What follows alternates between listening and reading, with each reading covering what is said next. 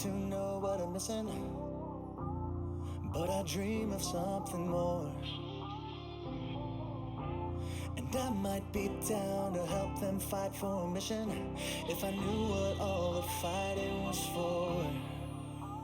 Cause you got an endless list of twists when things aren't going your way. You got them convinced the facts are fiction, different spin every day. I'm not gonna tell you what you're missing, you wouldn't listen anyway. But now that I'm here, I've got something to say. This is the last chance to tell you that I'm not coming back. It's the last chance to prove that I am stronger than that. There isn't much that I can do, but I'm not falling for that. This is the last chance to tell you, the last chance to tell you that I've come too far to let you mess with my vision. Cause we dream of something more. They're not gonna hear you cause the truth is loud, and soon somebody will listen. I hope you know what all the fighting was for. Ooh, cause I got an endless list of gifts when things start going my way. You may be convinced that I can't win, but I don't care what you say. I'm not gonna stand for your so-called mission, I don't believe it anyway. But now that I'm here, I've got something to say. This is the last chance to tell you that I'm not coming back. It's the last chance to prove that I am stronger than that. There isn't much that I can do, but I'm not falling for that. This is the last chance to tell you, the last chance to tell you that I'm not afraid of where I'm going, cause I remember where I've been. And I know soon somebody will listen to the very last chance. This is the last chance to tell you that I'm not coming back. It's the last chance to prove that I am stronger than that. This is the last chance to tell you that I'm not coming back. It's the last chance to prove that I am stronger than that. There isn't much that I can do, but I'm not falling for that. This is the last chance to tell you, yeah, last chance to tell you that I'm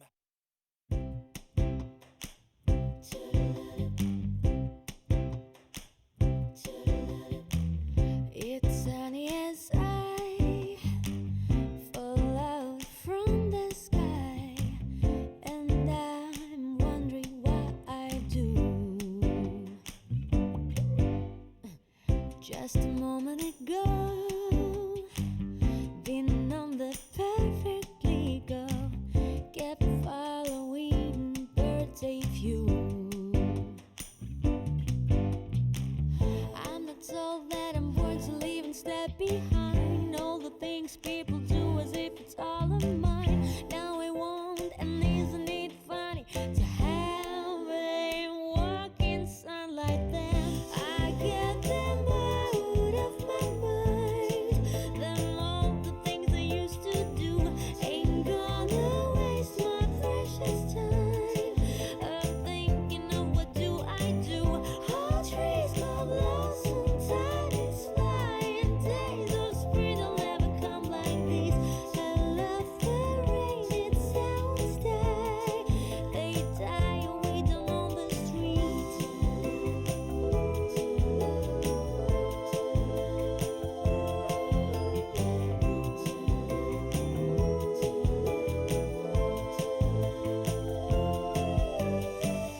They get me sometimes, drag out from the sky, and now I'm wondering how it was.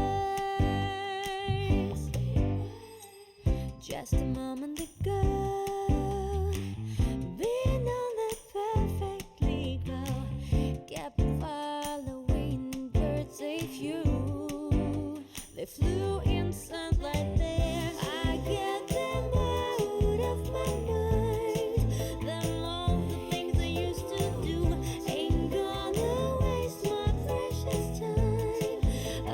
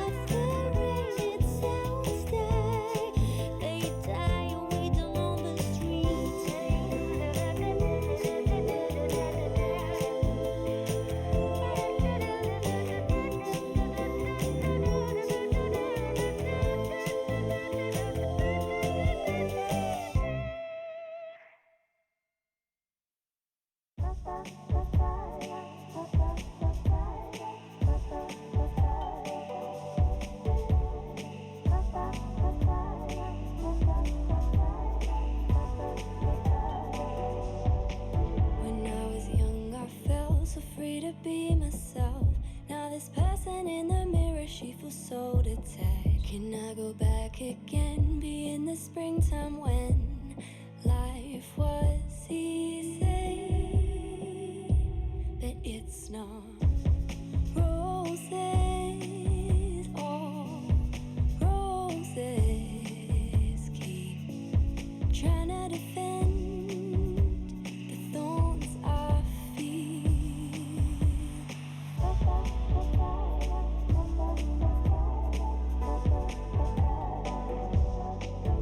There's a part of me in my memory.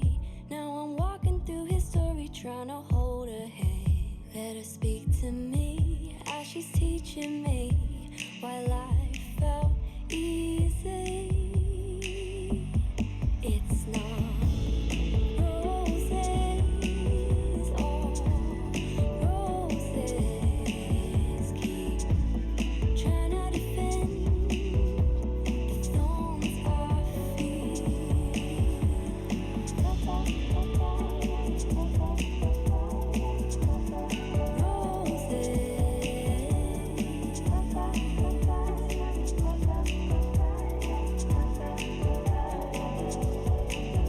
I'm laying here in the dark, asking her to come on home. Nowhere left to hide. Feel the thorns. 여러분 반갑습니다. 민심쇼 시즌3 6화의 진행을 맡은 감독란입니다. 민심쇼에 대해 간단히 소개해드리자면 각기 다른 정치 성향을 가진 청년 대표분들을 모시고 대한민국의 사회 이슈와 정치에 대해 이야기를 나누며 유저 여러분들의 민심을 체크해보는 쌍방형 토론 컨텐츠입니다. 오늘도 역시 네 분의 패널을 모셨는데요. 먼저 정책벤처 인토피아의 정현우 대표님 자리해 주셨습니다. 여러분 오랜만에 인사드립니다. 반갑습니다. 다음은 강민진 청년정의당 대표님 오늘도 자리해 주셨습니다. 네, 안녕하세요. 반갑습니다. 역시 지난 회차에 이어 박영훈 더불어민주당 전국 대학생 위원장님 자리해 주셨습니다. 네, 여러분 안녕하세요. 마지막으로 공정개혁포럼 이사이신 정국진 위원장님 자리해 주셨습니다. 예, 반갑습니다. 공정개혁포럼 중도민심을 대표하는 포럼입니다. 많이들 가입하세요. 지난 회차 이후 저희가 약 2주 만에 다시 뵙게 되었는데 어떻게들 지내셨나요? 이제 왼쪽에서부터 한번. 예, 좀 뭐 시사를 살펴보면서 또 이렇게 방송 출연하다 보니까 더 뉴스를 더 자주 보게 되더라고요. 팔로우업도 해야 되고 그렇게 지내고 있었습니다. 네, 강민진 대표님. 저는 지난 주말에는 우리 몇 지역에 좀 가가지고 정의당의 청년 당원들 만나고 왔고요. 네. 네, 요즘 날씨가 많이 추워져서 급격하게 추워지고 있어가지고 제가 추위를 많이 타서 이제 계절이 가는구나 이렇게 느끼고 있습니다. 아, 그렇군요. 우리 박영윤 대표님은 어떻게 돼요? 네, 저희 더불어민주당이 대통령 후보를 선출하고 있잖아요. 저도 전국을 다니면서 우리 당원 동지들 만나보고 있습니다. 우리 정국진 대표님께서는요? 제가 어저께 각종 언론에 얼굴이 좀 이렇게 사진이 나왔습니다. 와우, 매스컴을 타셨네요. 예, 그렇습니다. 예, 그 동영상도 이렇게 좀 나왔고, 어저께 공정개혁포럼, 제가 공정개혁포럼 이사라고 소개를 드렸는데 거기 출범식을 가졌거든요. 그래서 윤석열 전 총장님도 축사하러 오시고, 네, 그래서 저도 좀 같이 사진을 찍었습니다. 아, 그랬군요. 최근 많은 이슈들이 있었죠. 사회 이슈로는 전자발찌 연쇄살인 사건, 영아 성폭행 살해 사건, 10대 형제의 친할머니 살해 사건, 60대 할머니 담배 셔틀 사건 등 국민들의 공분을 들끓게 만드는 많은 사건들이 있었습니다. 또한 죄송합니다. 또한 정치 쪽에서는 국민의힘 경선 룰에 대한 갈등이 심화되고 있는 모습이고 대권 후보인 윤희숙 의원의 사퇴론과 이재명 경기지사의 무료 변론에 대한 공방도 굉장히 뜨거운 상태이죠. 이러한 많은 이슈들 중 오늘 민심쇼에서는 전자발찌 훼손 살인 사건과 윤희숙 의원 사퇴론에 대해 이야기 나눠보고자 합니다. 지금부터 여러분들과 함께 소통하며 이야기 나눠볼 테니 끝까지 많은 참여 부탁드리겠습니다. 먼저 전자발찌 훼손 살인 사건의 경찰 그리고 법무부의 책임론에 대해 이야기를 나눠보겠습니다. 위치 추적 전자발찌를 끊고 도주했다가 이틀 만에 경찰에 자수한 전과 14번 강모 씨가 도주 전후로 여성 2명을 살해하는 사건이 일어났습니다. 강 씨가 전자발찌를 끊은 뒤 전자발찌 부착자를 관리 통제하는 법무부 보호관찰소와 경찰의 공조로 약 38시간 동안 추적했지만 강 씨가 시신을 실은 채 경찰서에 나타나 자수할 때까지 체포하지 못했었죠. 놀라운 건 자수하기 전까지 법무부와 경찰 어느 기관도 강 씨가 살인을 저질렀다는 사실을 몰랐을 뿐만 아니라 강 씨의 범죄 경력도 자수 이후에 조회했다고 합니다. 더 기가 막힌 건 강 씨의 도주 사실을 법무부로부터 통보받은 경찰들이 강 씨 집을 5차례나 방문했지만 압수수색 영장이 없어 집 내부를 수색하지 못했다고 하는데요. 당시에 강 씨의 집 안에는 하루 전 살해된 첫 번째 피해자의 시신이 유기되어 있는 상태였습니다. 집안 수색을 못한 것이 큰 원인이긴 하지만 강 씨의 집 주변과 전자발찌를 끄는 장소 인근에 CCTV가 있어 경찰과 법무부가 잘 공조해 적극적으로 추적했더라면 두 번째 살인은 막을 수 있었다는 비판이 나오고 있습니다. 안일한 대응으로 추가 피해를 막지 못했으면서도 경찰은 법무부에서 정보를 제대로 주지 않았다. 법무부는 소재 파악은 경찰에서 한다라며 서로 책임을 떠넘기기에만 급급한 모습을 보였다는 것인데요. 이러한 수사 과정이나 두 기관의 대응에 대해 패널 분들은 어떻게 보셨나요? 우리 박영은 대표님. 네, 굉장히 안타까운 사건이죠. 저도 깜짝 놀랐는데요. 전자발찌에 대한 제도에 대해서 좀 더 알아보는 계기가 되었어요. 근데 이 한 가지는 좀 말씀드리고 싶은 게 전자발찌를 채운다는 것, 이게 전자감독을 한다는 것이거든요. 근데 전자감독이라는 것이 결국에는 단순히 가석방된 사람들의 위치를 찾는 수준에서 머물러는 안 된다라고 생각하고요. 사실 그분들의 위치도 이렇게 관리하면서 심리 상태나 어떤 생활 환경에서 지금 살고 있는지까지 체크가 되어야 되는데 검찰이나 경찰이나 법무부도 이런 단계를 다 밟지 못하고 있고요. 근본적인 원인으로는 몇 가지 있는데 첫 번째로 관리감독관이 굉장히 숫자가 적더라고요. 지금 전자발찌를 착용하고 있는 분들이 4,847명인데 보통 보호관찰관 분이 281분이세요. 한 명이 17명의 가석방 범죄자를 이렇게 관리감독하는데 무리가 있는 건 좀 사실인 것 같고요. 또 경찰도 이 2번이나 탈주를 한 분이죠. 탈주를 한 분에 대해서 집까지는 갔다고 해요. 집까지는 갔는데 이분이 정말 밖에 있는지 안에 있는지 확인을 집을 수색하면서 했어야 되는데 그럴 권한이 없었던 것에 대해서 굉장히 안타까웠고 이게 결국에는 제도적 미비다. 그리고 전자발찌만 채우면 모든 범죄가 예방될 거라는 그런 믿음에 기반되어 있는데 사실 전자발찌를 차고도 범죄를 저지른 경우가 이제까지 292건이나 있었거든요. 그리고 매년 한 10건 정도 전자발찌를 훼손하는 사례도 있고요. 그래서 결국에는 전자발찌가 만능은 아니라는 생각으로 시작해서 가석방을 한 범죄자분들에 대해서 이분들이 계속 교화할 수 있는 프로그램을 개발해야겠다. 그리고 가석방을 했다고 해서 무조건 전자발찌를 채워야 되냐? 그것도 저는 문제라고 봐요. 가석방과 그 전자발찌를 채우는 전자감독 사이에 어떤 것이 있어야 이게 완충작용과 그 단계적인 교화 프로그램이 완성이 되지 단순히 전자발찌를 채웠으니까 이 사람은 우리의 감독의 권한 안에 있어 더 이상 범죄를 저지르지 않을 거라고 확신하는 것 자체가 저는 제도적인 문제점이라고 보고 있습니다. 정국진 대표님은요? 저는 이것과 관련해서 민심을 한마디로 요약하자면 추가 범죄를 막을 수 없다면 풀어주지 마라. 이게 아닐까 싶거든요. 명쾌하네요. 상당히. 너무 좀 쉽게 풀어준다 이런 느낌? 아니면 풀어줬으면 제대로 막든가. 그렇죠. 그래서- 사실상 말씀하세요. 예. 그래서 이미 아까 이제 얘기를 다 하셨지만 이런저런 문제들이 있었다는 거. 경찰과 법무부조차도 제대로 공조가 안 됐던 점들을 봤을 때 그러면 어떻게 하면 막을 수 있겠는가? 저는 그냥 이 자리에서 미리 얘기를 하자면 그 감형 없는 종신형 얘기 많이 네네. 나오고 있거든요. 사형 같은 경우는 아무래도 좀 부담이 있죠. 이 사형이 이제 97년 이후로 한 번도 집행되지 않고 있는데 사형을 집행하게 되면은 이제 전 세계적으로 인권의 후진 국가 그리고 사형을 집행을 하게 되면 조금 저기는 선진국이 아니다. 약간 이런 인식들이 실제로 서유럽 사회를 중심으로 해서 이제 우리 흔히 OECD 국가라고 얘기를 하는데 그런 것들이 자리 잡고 있다 보니까 심지어 박근혜 대통령마저도 후보 시절에는 사형 집행하겠다라고 해놓고서 실제로는 집행 안 했단 말이에요. 실제로 좀 강력하게 검토까지 했었는데 국제사회의 여론의 압박이라든가 이런 부분들을 무시할 수 없었던 거죠. 그렇죠. 또 인권 다루는 단체들의 반발도 있었을 테고요. 예.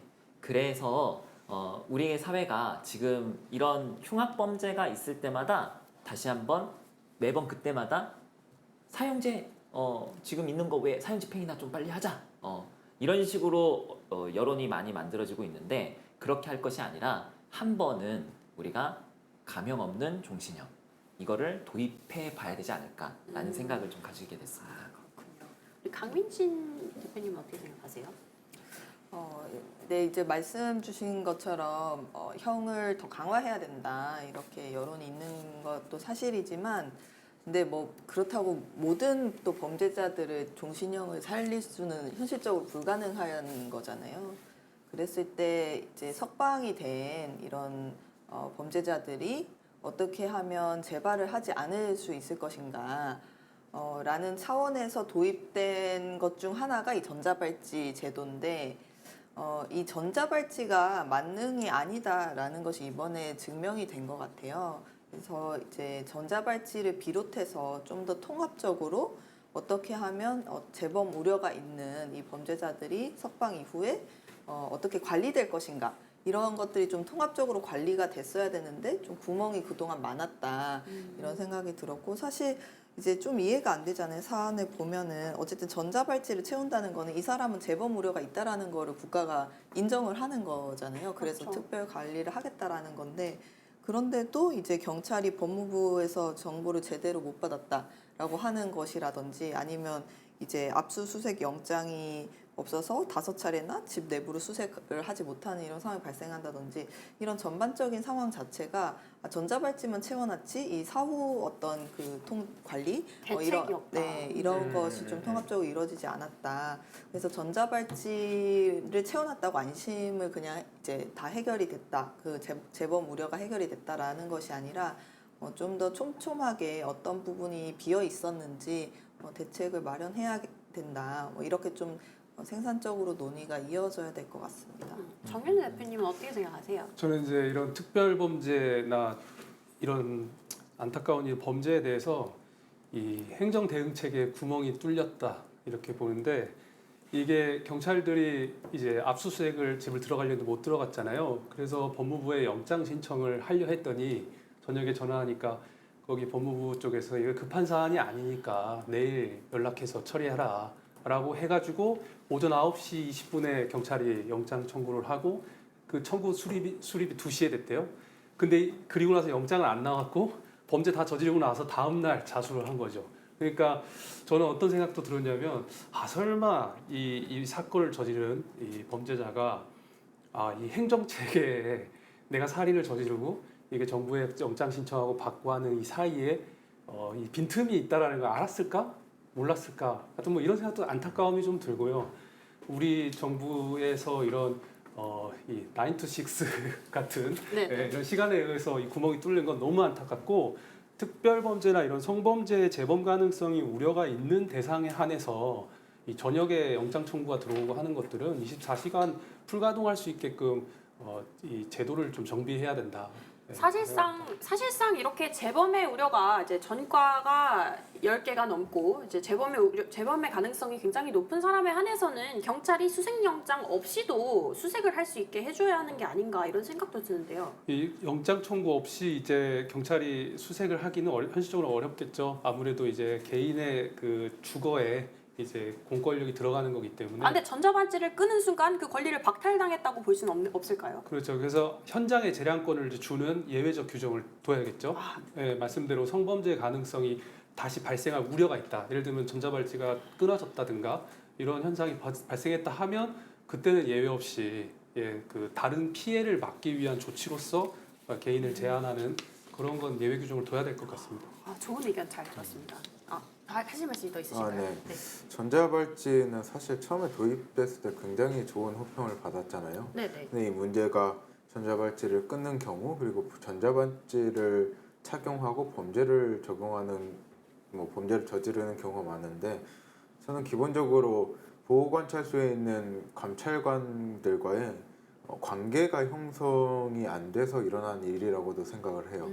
보호관찰소에 보면 이분들을 관리하는 분들이 있는데 단순히 이분들의 위치가 어디냐 그건 컴퓨터로 보면 다 보이거든요. 근데 이분들의 역할은 이 사람이 지금 불안한 상태인지 안정된 상태인지 그리고 제대로 된 경제 생활을 하고 있는지 아니면 제대로 된 경제 생활을 하고 있지 못하는지 이 종합적인 거를 좀 케어해 줘야 되는데 한 사람이 범죄를 저질렀다고 해서 이 사람의 위치가 어디다 라고 그런 페이퍼상의 보고서만 만들 정도의 감찰관이라면은 앞으로 저는 이게 계속 일어날 가능성이 크다고 보고 굉장히 심층적으로 저는 이 사람이 사회에 돌아갈 수 있도록 그 관계를 맺어주는 단초적인 역할을 해야 된다고 봐요.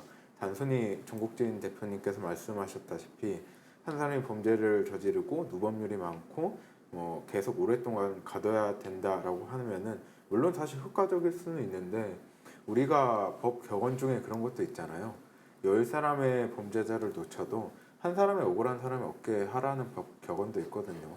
이렇게 한 사람을 평생 가두면 분명 피해자가 나올 수 있기 때문에 저는 사회 교화 프로그램을 좀 더 강화하자. 그리고 전자발찌를 유지하는 건 좋은데 이 과정에서 그 감찰관과의 라포트라고 하죠. 관계라고 하는데 정서적인 관계를 좀 유지할 수 있는 방안을 좀 찾아보자라는 생각을 합니다. 지금 반론할 게 네네. 있는데 네. 어차피 저 뒤에 이제 우리가 실효성에 대한 얘기가 있잖아요. 네네. 그때 가서 얘기할 얘기지만 연결된 얘기니까 이 감찰관하고의 그 성범죄자하고의 라포 형성은 현실적으로 불가능하다고 봅니다. 왜 그러냐면 최근에도 뭐 뉴스에 나오면 보지만 이 감찰 대상들이 이게 그 감독 대상들이잖아요. 감독 대상인 이 범죄자한테 이분이 조금만 이 해당 지역에서 이탈하면 전화를 하거든요. 전화를 해서 어디 가십니까? 무슨 일입니까? 여기 다 이유를 대요. 제가 무슨 일을 하고 있다. 통신이 끊기는데 무슨 일입니까? 전화하면 제가 지하 공장에서 지금 무슨 일을 하고 있다. 뭐 이렇게 해서 이제 이유를 대는데 계속 그렇게 감독을 하니까 이 범죄자도 짜증이 나는 거잖아요. 그래갖고 저녁에 이 사람이 이제 위치가 이상하다 싶으면 이제 감찰관들이 딱 나가는데 뭐 욕하고 주먹질하고 술 취해서 막 덤비고 막 그래요. 그러니까 여기 있는 이제 감찰 감독하시는 분들도 스트레스를 이제 많이 받는 거죠. 그렇죠. 이제 네. 한 명당 17명을 관리하게 되니까. 관리도 해서 현실적으로도 어려운 데다가 이 사람이 어디 이탈해서 불안해서 딱 출동하면 이 사람이 이제 술 먹은 상태다 이러면 막 주먹질하고 욕하고 뭐 이러는 거죠. 그러니까 실제로 이제 긴장 관계에 놓일 수밖에 없는 관계이기 때문에 라포 형성 같은 거는 이제 현실적으로 어려울 수는 좀 있다 이렇게 보고 결국은 이제 좀 이따 대안을 얘기하겠지만 저는 교화 제도를 강화하는 것만으로는 조금 한계가 있을 수 있다 생각하고 사실상 이제 처벌을 강화해야 된다는 생각을 저는 하고 있습니다. 사실상 이제 교화 제도를 더 강화할 것인가, 그러니까 말하자면 기회를 더 줄 것인가, 아니면 이제 처벌을 더 강화할 것인가. 거의 사람들이 이제 이 두 가지로 의견이 나뉘잖아요.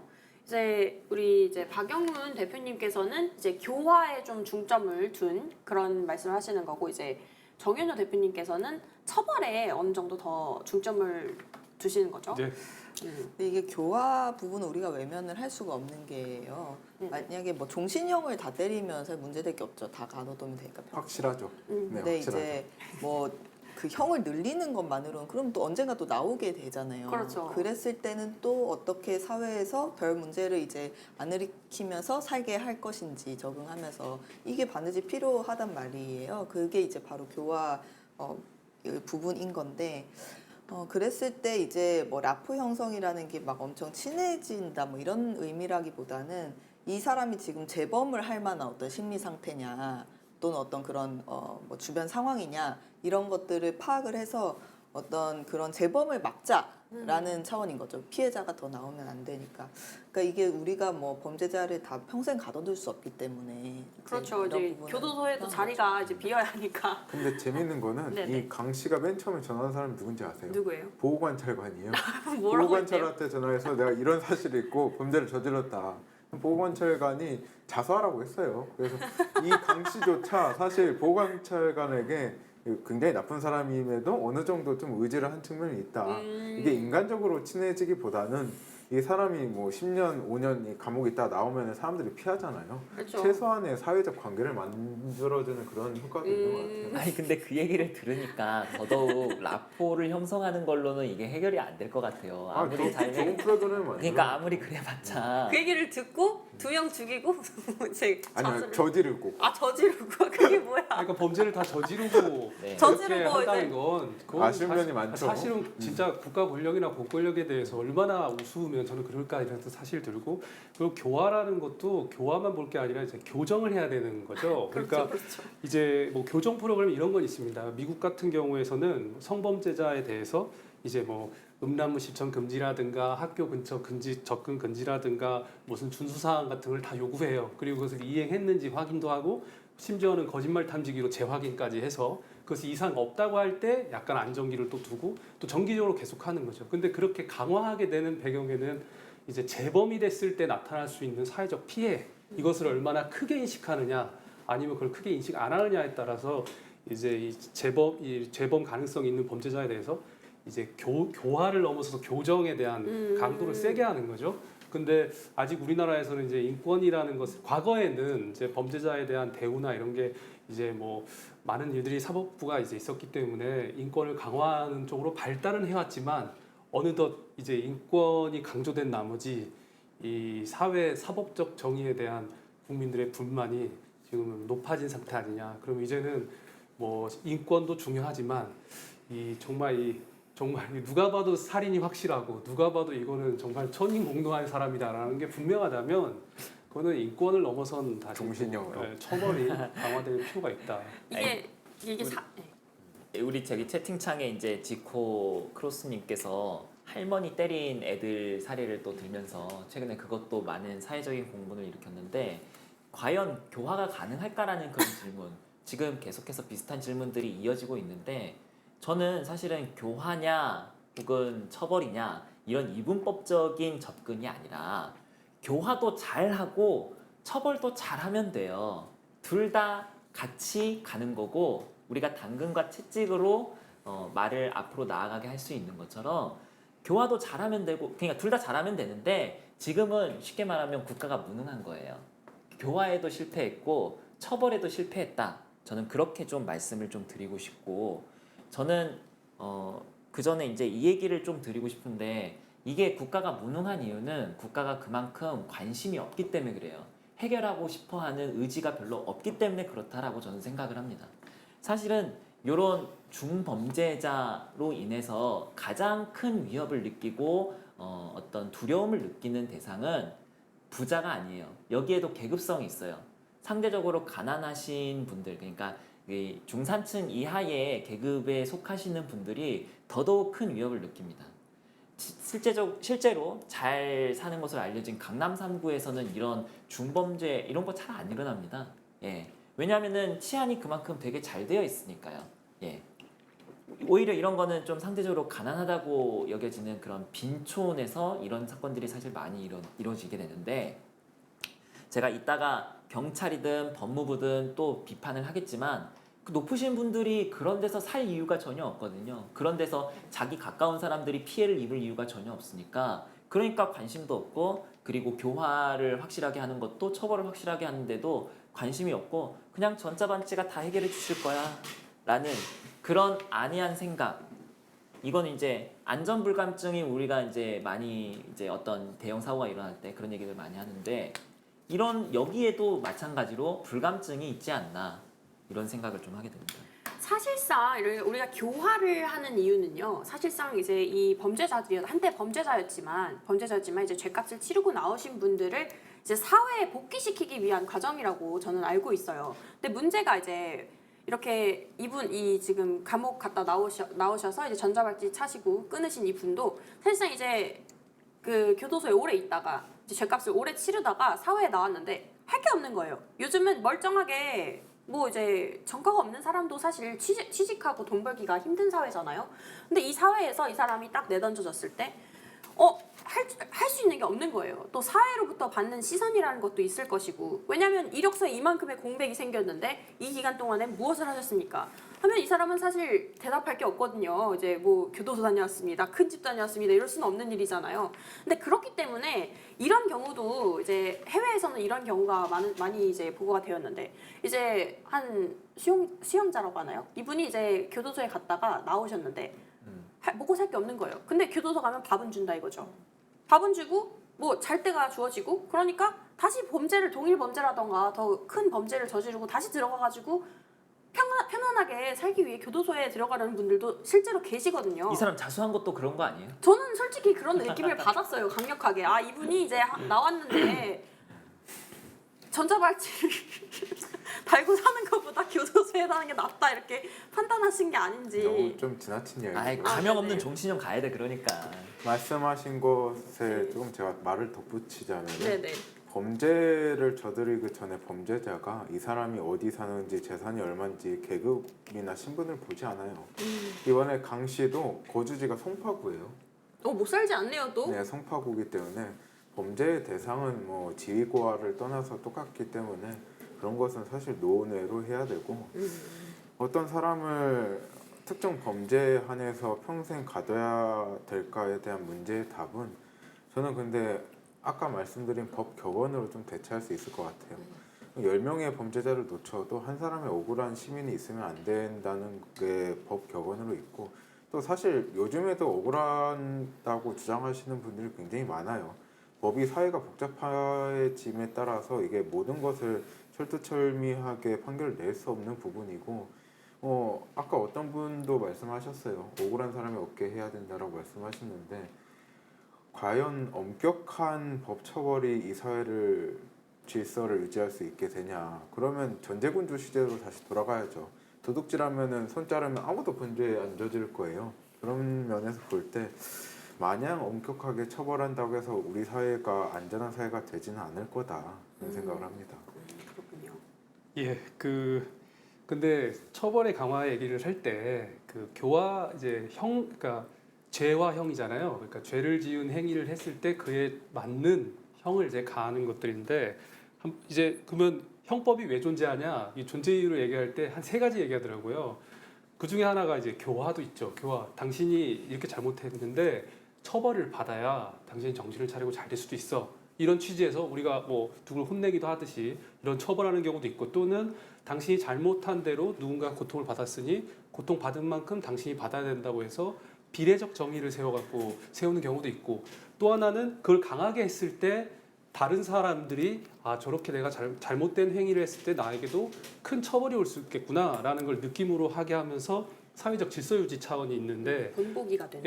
예, 본보기가 되는 거죠. 그러니까 누군가 잘못했을 때 잘못된 행위에 준하는 처벌이 강하게 들어가줘야 내가 잘못된 행위를 했을 때 나도 저런 처벌을 받을 수 있겠구나라고 느끼게 함으로써 사회 질서를 유지하는 기능도 형법이 있기 때문에 그런 차원에서 처벌을 강화하자고 주장하는 입장들이 있는 거죠. 네, 사실 이 처벌 강화는 약간 오늘 이 사건이랑은 조금 별개의 문제인 것 같아요. 왜냐하면 이분이 이제 원래 감옥에 있다가 나왔을 때 이 감옥에 적게 있어서 이 사건이 일어난 거냐, 더 길게 있었으면 또 감옥에서 나왔을 때 이런 범죄를 안 저질렀을 거냐, 그건 또 이제 모르는 일이잖아요. 아마도 이제 조금 더 감옥에 길게 있었어도 똑같은 이 어떤 뭐 심리 상태나 뭐 이런 상태로 나왔다면은 또 범죄를 저질렀을 가능성이 충분히 있는 거죠. 그렇기 때문에 아까 감동란 MC님도 말씀하셨지만 어쨌든 감옥 밖으로 나왔을 때 이 사람들이 어떻게 하면 사회에 적응을 하고 다시 재범을 하지 않으면서 살아가게 할 거냐.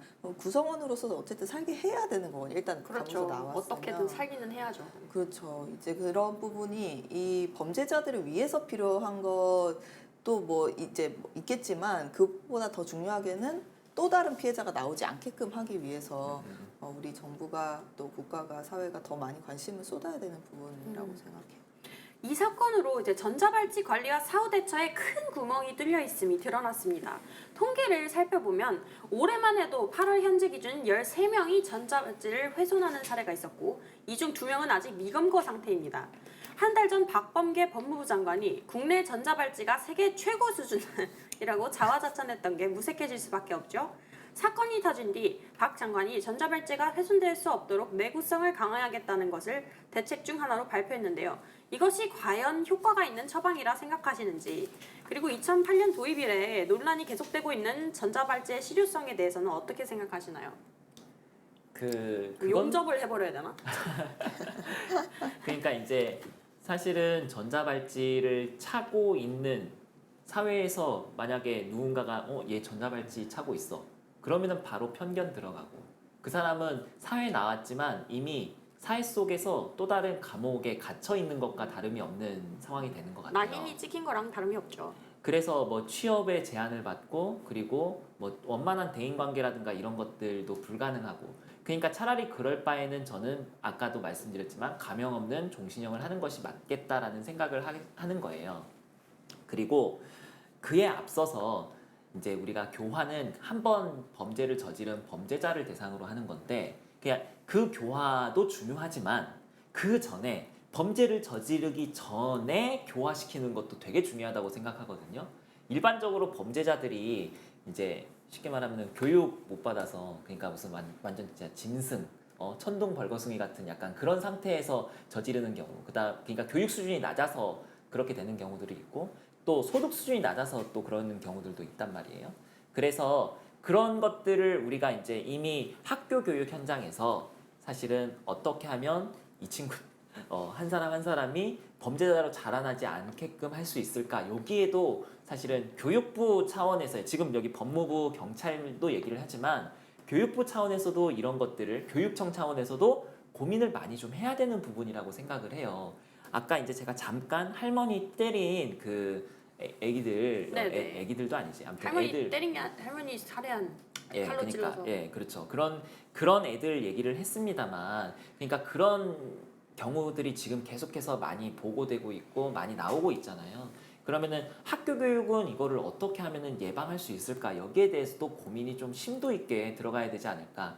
최근에 들어서 이제 학폭 이슈, 그러니까 연예인들이라든가 각종 셀럽들이 이제 학폭 때문에 이제 커리어에 이제 치명상을 입기도 하고, 그런 것들은 저는 굉장히 좋은 현상이라고 어떻게 보면 인민 재판을 하는 거긴 하지만, 저는 그거라도 없으면은 지금 순기능이 너무 없기 때문에, 아무튼 그렇게 생각하는데, 학교에서 그 수많은 어떤 왕따들, 따돌림들, 이런 것들이 지금 비일비재한데 과연 학교에서 이것들을 제대로 할 수 있느냐? 선생님들이 그 일에 치여가지고 학생들을 제대로 돌보지 못하는 경우, 그래서 이런 따돌림이 일어나는 걸 알고 있으면서 참 무기력한 경우, 그런 것들 되게 많은데, 여기에 대해서는 그럼 교육부든 아니면 교육청이든 어떻게 할 것이냐, 이런 고민들도 함께 들어갔으면 좋겠다는 생각입니다. 그런데 사실상 그 선생님들의 입장에서 얘기를 해보자면, 그 선생님들 교권이 많이 낮아졌다는 말씀은 들어보셨죠?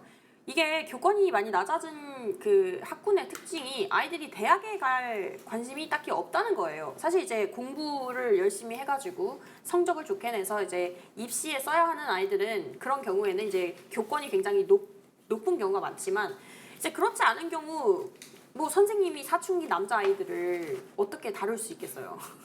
그 팔팔하고 이제 막 2차 성징 들어와서 이제 강해진 아이들을 선생님들이 그걸 일일이 케어할 수 없다고 저는 생각을 합니다. 그러니까 뭔가 방법이 있고 그걸 고민하는 게 교육의 주된 관심이 되어야겠다라는 그런 생각을 갖는 거죠. 네.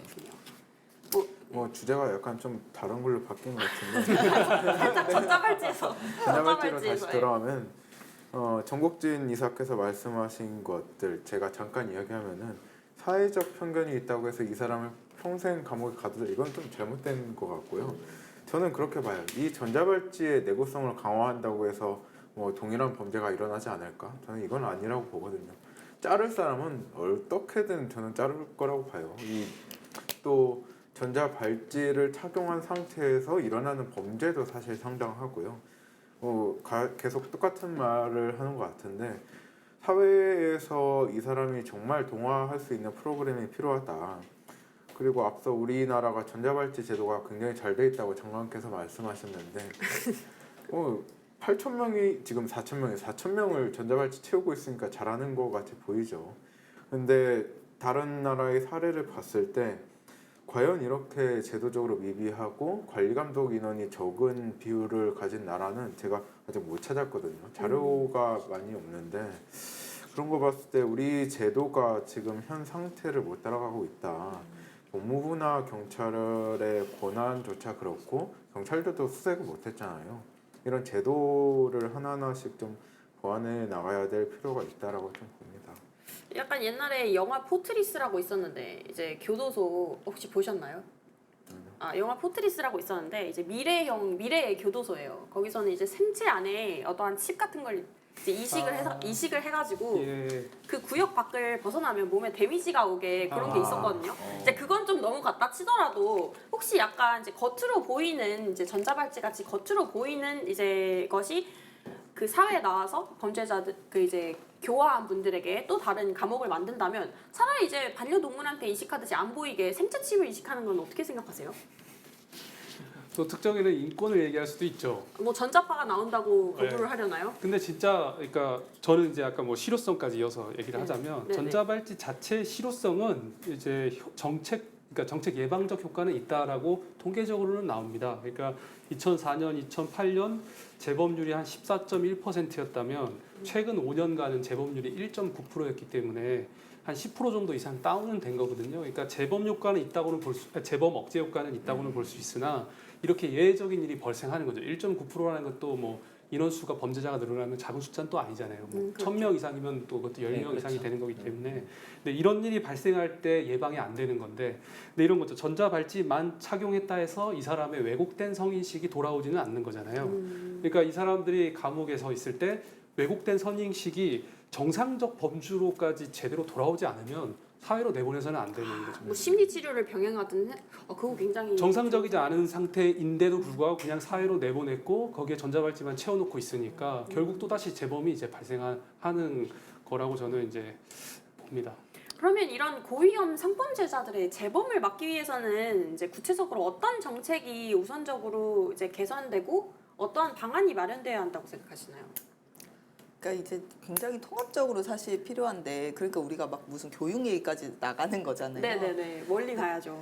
네, 이제 성범죄자 전문 치료 시설 음. 그리고 이제 좀 그런 어떤 치료에 방점을 둔 전문 인력 이런 부분은 좀 필요할 것 같아요. 그리고 지금 보호관찰관이 한 사람이 17명 관리할 정도인데 좀 늘려야 하지 않나. 그렇죠. 늘려야 되고 또 이 사람들을 관리하는 어떤 그 인력 중에 어떤 그런 성범죄에 대한 그 치료 전문가도. 네, 이런 사람들도 같이 있어야 되는 거죠. 그 아까 그 칩 얘기해 주셨는데 제가 이렇게 생각해 보다가 근데 지금 기술이 가능한가는 잘 모르겠더라고요. 왜냐면 반려동물 칩도 위치 추적은 아니거든요. 아 그렇죠. 네, 얘가 어느 이제 어디에 이렇게 소속돼 딱 바코드를 있는지 찍었을 때 네, 그걸 알 수 있는 그거라서 미래 기술이죠. 네. 아, 그쵸. 한번 좀 상상을 해봤습니다. 예. 이게 왜냐면 이제 겉으로 드러나는 게 또 다른 감옥을 만든다는 말이 있기에 그러면 이제 겉으로 드러나는 이제 발찌가 싫은 분들은 뭐 선택해서 이식을 하는 것던가 이런 생각을 해봤습니다 개인적으로. 근데 이제 앞서서 네네. 그러니까 그런 역할을 맡은 뭐 이제 교도관이든 아니면 또 이제 교화를 담당하는 그런 공무원이잖아요 결국은. 네. 그런데 그러면은 우리 입장에서 어떤 사회 안전 그리고 한 사람 한 사람의 인권 문제를 생각했을 땐 결국은 공무원이 늘어날 수밖에 없는데 공무원 늘어나게 되면은 또 이 경기를 일으키시는 분들이 계세요. 예, 이미 많은 편이니까요 우리가. 그러니까 보수 우파라고 이제 스스로를 얘기하시는 분들은 그냥 공무원이 늘어나는 것 자체를 그냥 거부감을 느끼시는 경우들이 되게 많은데 사실은 이제 현 정부 들어서 공무원이 많이 늘어났다고 비판들을 많이 하십니다. 그러니까 저는 그 부분이 그러니까 실제로 좀 너무 과도하게 늘어난 점도 있기는 하겠지만 소방관이라던가 경찰관이라던가 그다음 이제 교도 행정 업무를 담당하는 또 그런 분들이라든가 이런 분들은 오히려 더 많이 늘어나야죠. 그렇죠. 사회의 질서 유지를 하는 분들인데 이분들이 늘어난다고 그걸 무작정 비판하는 건 또 아니라고 생각합니다. 그 보수파가 다 늘어나는 걸 일반적인- 반대하는 게 아니고 그 내용들을 잘 보면 그러니까 효율성을 강조하는 논리인 거죠. 근데 이제 방금 얘기하신 뭐 소방, 안전, 질서 이런 영역은 사실은 강화하고 확대해야 된다는 입장으로 늘 얘기를 하고 그 외에 뭐 복지 영역에서 세금 누수나 낭비 이런 전달 체계에서의 이런 비효율성을 줄이기 위함을 얘기하는 거죠. 근데 이제 정부가 이제 항상 무슨 공공 서비스를 확대할 때마다 새로운 기구를 설립하거나 공공기관을 세운다거나 이런 것들을 방지하자는 거지. 그거는 이제 좀 오해가 있으시고. 예, 거기에는 저도 공감합니다. 예, 그렇고 그 다음에 이제 이 경찰 행정은 이제 그 인력을 좀 확대해야죠.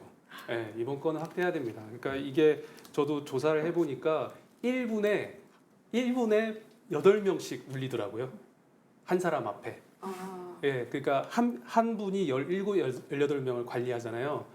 근데 이분들이 위치를 그러니까 범죄자가 위치를 이탈했을 때 경보가 울려서 알림이 오는데 그게 1분에 8명이니까 거의 10초에서 8초에 한 명씩 알람이 오는 거예요. 그러니까 행정적으로 감당하기 어려운 건 사실이고 그래서 인력은 확대해야 되는 건 이제 맞죠. 맞는데 분명히 운영의 효율 체계는 좀 잡아야 될 것 같긴 합니다.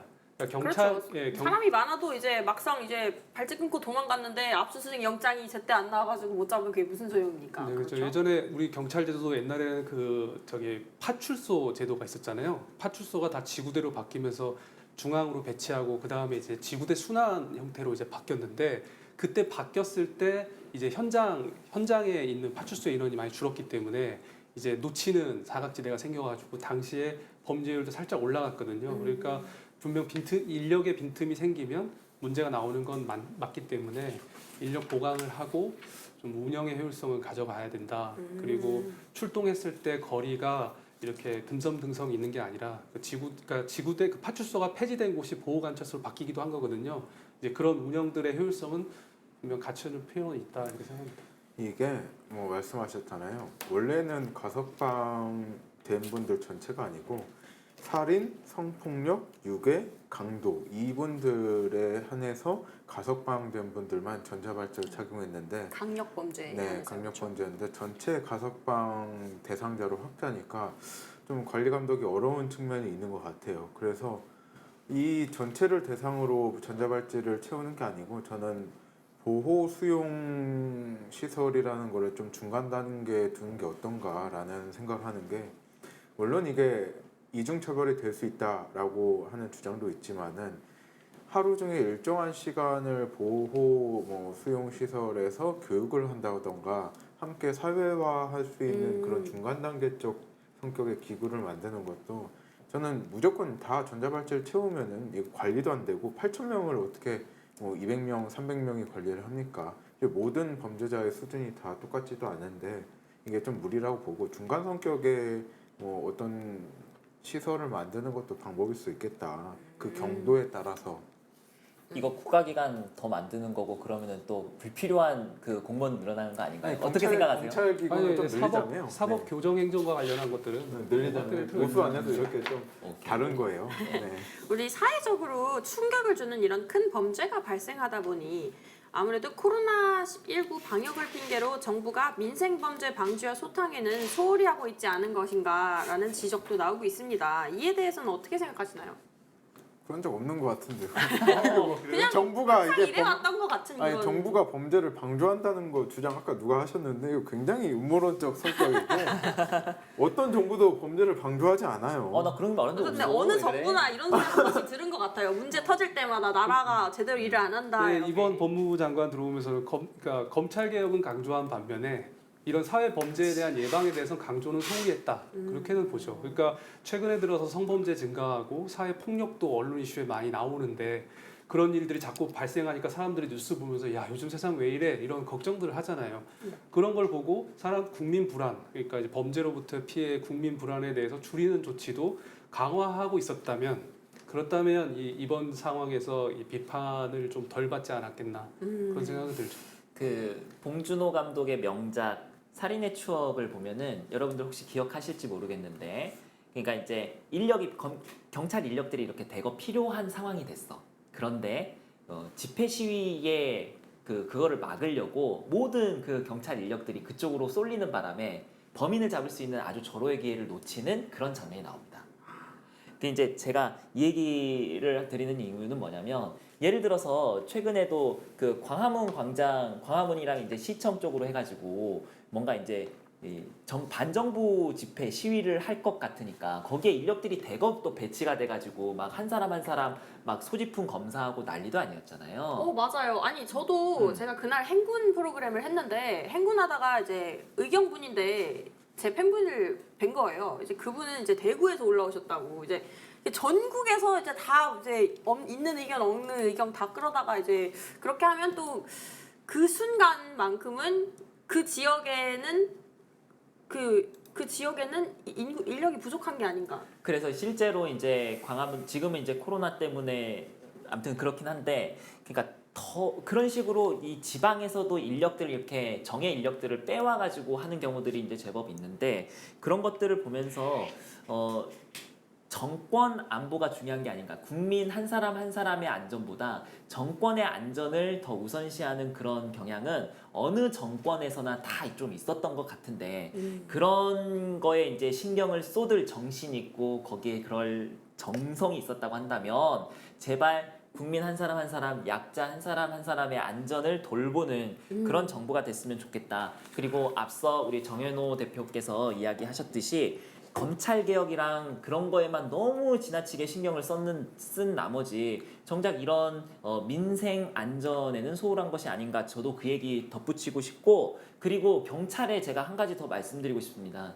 경찰은 검경 수사권 조정을 통해서 검찰이 가지고 있는 수사권을 상당 부분 가져왔어요. 그래서 이제 경찰에게도 상당 부분 이제 책임이 주어지게 된 거고 권한을 갖게 된 건데 경찰이 그럴 정도로 어떤 권력을 얻는 거에는 관심을 쏟았는데 과연 한 사람 한 사람의 어떤 안전에 대해서 그만큼 관심을 쏟았느냐 저는 여기에 대해서 또 회의적인 거죠. 그래서 더 많은 책임을 갖게 됐다고 한다면 제발 더 효율적이고 그리고 더 한 사람 한 사람에게 정성을 쏟을 수 있는 그런 경찰 행정이 됐으면 좋겠다라는 말씀 반드시 드리고 싶고 그래서 검찰 개혁만큼 경찰 개혁도 소중하다. 중요하다. 이 얘기도 근데 말씀드리고 이 뭐 문재인 정부가 그 민생범죄 방지에 소홀하다 방역 때문에 이렇게 주장을 하려면 그러면 이제 뭐 범죄율이 올라가고 뭐 처벌이 안 되고 뭐 이런 통계가 있어야 되는데 제가 그래서 방금 좀 검색해봤거든요. 근데 사실 뭐 이제 찾아봤을 때 뭐 문재인 정부 들어서 범죄가 늘어나지 않았어요. 그리고 살인이나 강도는 더 줄어들었다. 이제 이전에 비해서 이렇게 나오거든요. 그러므로 이제 그 현 정부가 그 코로나19 방역을 핑계로 이제 민생범죄 방지 소통에 소홀히 하고 있다는 말은 옳지 않다. 아니 그러니까 너무 이제 뭐 과한 예를 주장이죠. 들면 네. 이제 정부가 더욱더 뭐 이제 꼭 뭐와 비교해서가 아니라 더욱더 민생범죄 방지에 더 총력을 기울여야 된다 이렇게 얘기하면 맞는 말인데 뭐 코로나 방역 때문에 소홀히 한다 이렇게 얘기하는 건 좀 아니라는 거죠. 이제 제가 요거는 좀 덧붙이고 싶은데 코로나 국면이 지난 2년간 지속이 되면서 범죄율 자체가 조금 하락한 거는 맞아요. 왜냐하면 사람들이 집 밖에 안 나오니까. 바깥 활동을 잘 안 하니까. 그리고 밤 시간에 이제 음식점이라든가 이런 것들도 제한을 하다 보니까 그러니까 이제 당연히 감소할 수밖에 없는 거죠. 아니 근데 그거는 정확한 경찰들이 인과관계가 없는 사실이고요. 경찰들이나 공무원들이 만약 방역 인력에 투입이 안 됐고 다 방치해두고 있었으면 그것도 국민 안전에 방기하는 거잖아요. 그렇기 때문에 저는 그렇게 얘기하기보다는 이제 이 범죄 자체에 대해서 우리가 더 많이 신경을 쓰고 또 이제 인력도 더 많이 투입하고 예산도 더 많이 투입하자 이렇게 얘기하는 게 더 맞는 것 같습니다. 사실상 이제 정부라고 이제 싸잡혀서 비판을 받는 이유가 이제 현 정부에서 유독 법무부 관련 인사들의 구설수가 끊이지 않았기 때문이라고 말해요. 이제 대권 주자들은 그렇죠. 이제 그러면서 이제 조국 전 장관, 추미애 전 장관, 그리고 이제 택시기사 음주 폭행 논란이 있었던 이용구 전 차관, 최근 황제 우산 논란이 있었던 강성국 차관을 언급을 지금 많이들 하고 있는데요. 말하자면 이런 인사들이 지금 문제를 사회적으로 일으키고 이슈화시킨 이런 인사들이 대한민국 법무부를 대표해 왔으니 국민을 위한 바르고 공정한 법무행정을 찾아볼 수 없는 게 아니냐 이렇게 얘기를 하는 것 같아요. 이러한 인사 지적에 대해서는 어떻게 생각하시나요? 그분들이 현장에서 직접 뭐 법무부의 자격으로서 이런 뭐 국민 안정에 개입하시는 분들이 아니고 사실 우리나라는 기존의 시스템으로 인해서 이런 국민 안정을 보장하는 게 잘 굴러가고 있는데 뭐 몇 명의 수장 때문에 이게 무너졌다 하는 건 너무 과한 주장이고요. 사실 아까 강민진 대표께서 말씀하셨다시피 이게 주장하시는 게 굉장히 다 인과관계가 없어요. 뭐 방역 때문에 경찰들이 이렇게 다 이동했으면은 우리나라 범죄국가 됐어야 되죠. 고담시티 됐어야 되는데 그런 통계조차 없고 다 마냥 추장인데 이게 우리가 뭐 지금 검찰 개혁에 힘 쏟느라고 치안이나 안전에 소홀히 한다? 이거는 저는 공무원 사회나 우리나라 안전 시스템에 대한 모독이라고 봐요. 뭐 몇 분의 수장이 뭐 일부에 문제가 있었다고 해서 우리나라 시스템이 무너졌다라고 말하는 거는 너무 사실 확대 해석이고 뭐 검찰 개혁을 진행하는 것 때문에 뉴스나 언론 보도가 그쪽에 다 쏠리는 건 사실이에요. 사실이고 다른 중요한 일들이 묻히는 건 사실인데 그것 때문에 이 범죄들이 더 많이 일어난다 이런 것은 인과관계가 정말 많이 없다고 저는 생각을 해요. 저는 그 부분을 지적하고 싶은데 역대 모든 정권들을 이렇게 쭉 봤을 때 법무부 장관이든 차관이든 이렇게 문제가 된 정권이 있었던가요? 법무부 장관, 차관 사람들 잘 몰라요. 이름도 잘 모릅니다. 예. 왜냐하면 그냥 일반적인 그냥 법무행정이라는 것 자체가 막 이렇게 특별한 이슈가 이렇게 막 돌출하는 것이 아니다 보니까. 그런데 현 정권에서는 특히나 어떤 개인적인 그런 여러 가지 뭐 인격적인 그런 부분들도 좀 있는 것 같고, 그러니까 굉장히 좀 추문을 많이 가진 그런 법무부 장관, 차관들이 좀 많은 것 같은데, 제가 이제 지난 시간에도 이제 지적을 했지만 법무부라는 것 자체가 바로 정의 부입니다. 정의를 실현하게 되는 그런 부서인데 그 수장이라고 하는 장관이든 차관이든 정의롭지 못한, 그래서 모범이 되지 못하는 모습을 보인다고 한다면 그러면 국민들의 법 감정 자체가 이 사회가 과연 정의로운 사회냐 라는 그런 감정. 그래서 법을 내가 준법 의식이라든가 이런 부분에 있어서 영향을 안 미칠래야 안 미칠 수가 없죠. 예, 윗것들도 저렇게 하는데 윗물이 맑아야 아랫물이 맑듯이 윗것들도 저러는데 우리가 뭐 굳이 법 지키면서 살 필요 있어? 이런 식으로 접근할 수밖에 없겠다. 그런 부분은 좀 지적을 하고 싶습니다. 지금까지 전자발찌 훼손 살인 사건을 둘러싼 경찰, 법무부 그리고 정부의 책임론까지 저희가 이 얘기를 나누어 봤는데요.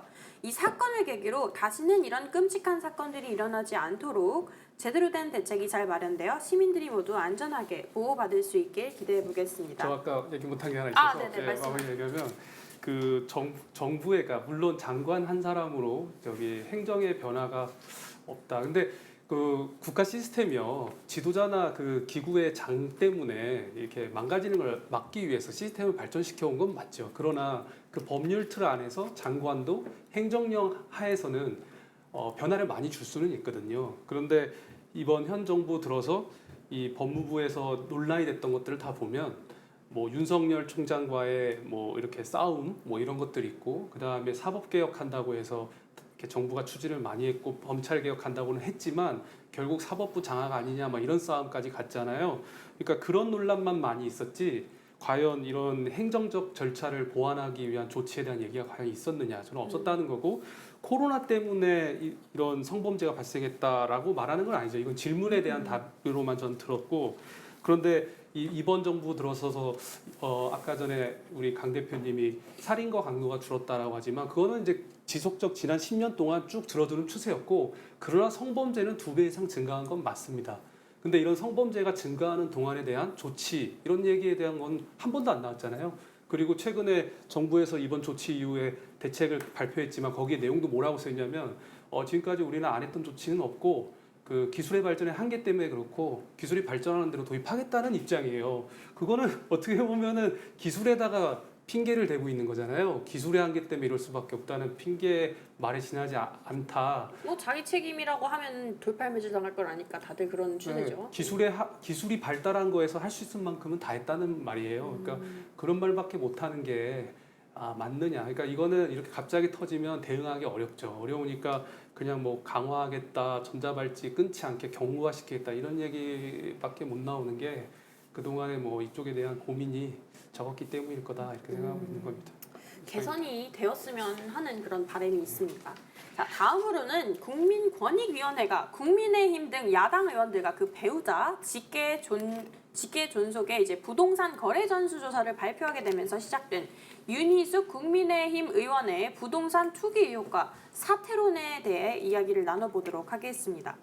윤희숙 의원이 부친의 농지법 위반 의혹이 불거지자 기자회견을 통해 의원직을 사퇴하고 대통령 후보 경선을 포기하겠다고 밝히며 결백을 주장했습니다. 많은 국민들이 잘못이 없다면서 왜 사퇴를 하겠다는 건지 의아해하실 거라고 생각하는데요. 이에 대해 윤희숙 의원은 정권 교체를 희화화할 빌미를 제공하지 않기 위해 사퇴한다고 설명했죠. 사퇴에 대한 이야기에 앞서 먼저 부친의 부동산 매입과 관련된 이야기를 해보려고 하는데요. 윤 의원의 부친이 세종시 농지 3,294평을 2016년에 평당 25만 원에 매입했다고 하는데 이곳이 개발 계획 호재가 있는 곳이라 지금은 평당 100만 원에 달한다고 하네요. 윤 의원은 부친이 농사를 짓기 위해 땅을 매입했다고 주장하지만 일각에서는 윤 의원이 KDR 즉 한국개발연구원에 근무하면서 부친의 땅 매입에 개입했다고 의심하고 있습니다. 패널 분들은 이 부동산 의혹에 대해 어떻게 생각하시나요? 사실상 이제 LH랑 비슷한 사건인데 어떻게 생각하시나요? 저 많이 아는 것 먼저? 같아요. 네. 그러면 네네. 우리 강 대표님 하실 거예요?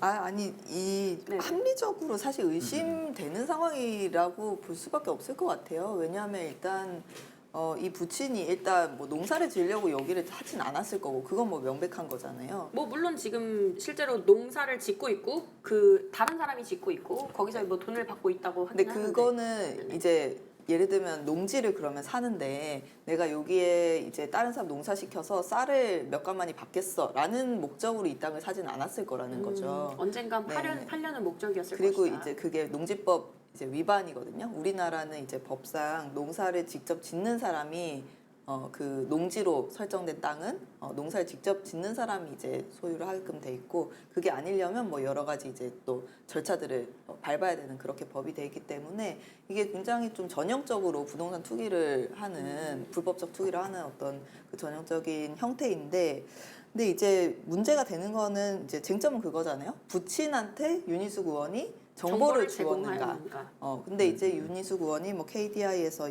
근무를 했고 뭐 이런 상황이어서 충분히 국민들이 합리적으로 의심은 할 수 있는 상황. 아직 근데 뭐 밝혀지진 않았지만 의심할 수 있는 상황이었는데 근데 전 좀 당황스러웠던 게 뭐였냐면 아니 어쨌든 윤희숙 의원이 기자회견에서 사퇴를 하겠다라고 했으면 사퇴는 보통 내가 잘못을 했다. 국민들한테 부끄럽고 내가 더 이상 국회의원으로서 자격이 없기 때문에 사퇴를 한다라고 얘기를 하는 게 약간 상식적인데 윤희숙 의원의 사퇴 기자회견은 나는 억울하다. 그런데 사퇴한다.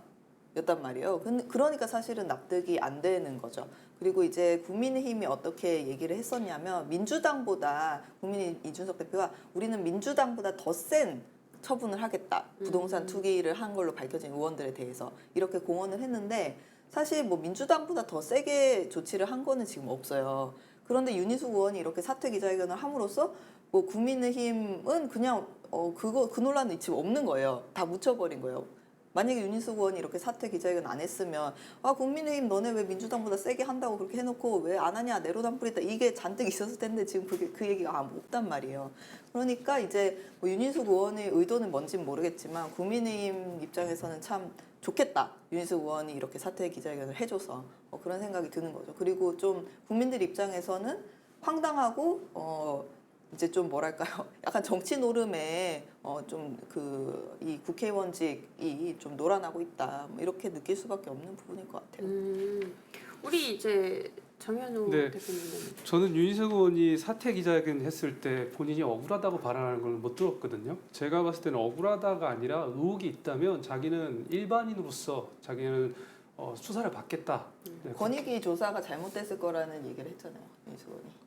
아니 그러니까 자기는 기자회견 때. 수사를 받겠다는 입장이고 문제가 생기고 자기가 죄가 있으면 마땅한 처벌을 받겠고 자기 아버지도 문제가 있다면 적법한 처벌을 받을 것이다라고 얘기를 했죠. 근데 그분이 이제 사회에 발언하고 싶었던 것은 아직 진실이 밝혀지지도 않고 수사 결과 나온 것도 없는 상태에서 마치 의혹을 사실인 양 이제 이 흔히 말하는 진보 진영이라고 하는 곳에서 방송이나 언론에서 또는 라디오에서 계속 뭐 실제 범죄인 것 마냥 이렇게 사회를 부추기는 이러한 정치 행태에 대해서 한번 다시 봐달라는 식의 취지의 발언이 핵심이었다고 저는 이렇게 봅니다. 실제로 윤희숙 의원이 발언하신 것 중에 하나가 이제 이런 식으로 계속 그 나를 매도하는 이제 김어준 방송인과 이재명 대권주자는 만약에 내가 무혐의가 나오면 사퇴하라 이런 식으로까지 얘기를 했는데요. 그렇게 얘기를 했죠. 네네. 그리고 이제 실제 민주당의 의원들 이름을 다 거론했고 자신한테 그렇게 얘기했던 것.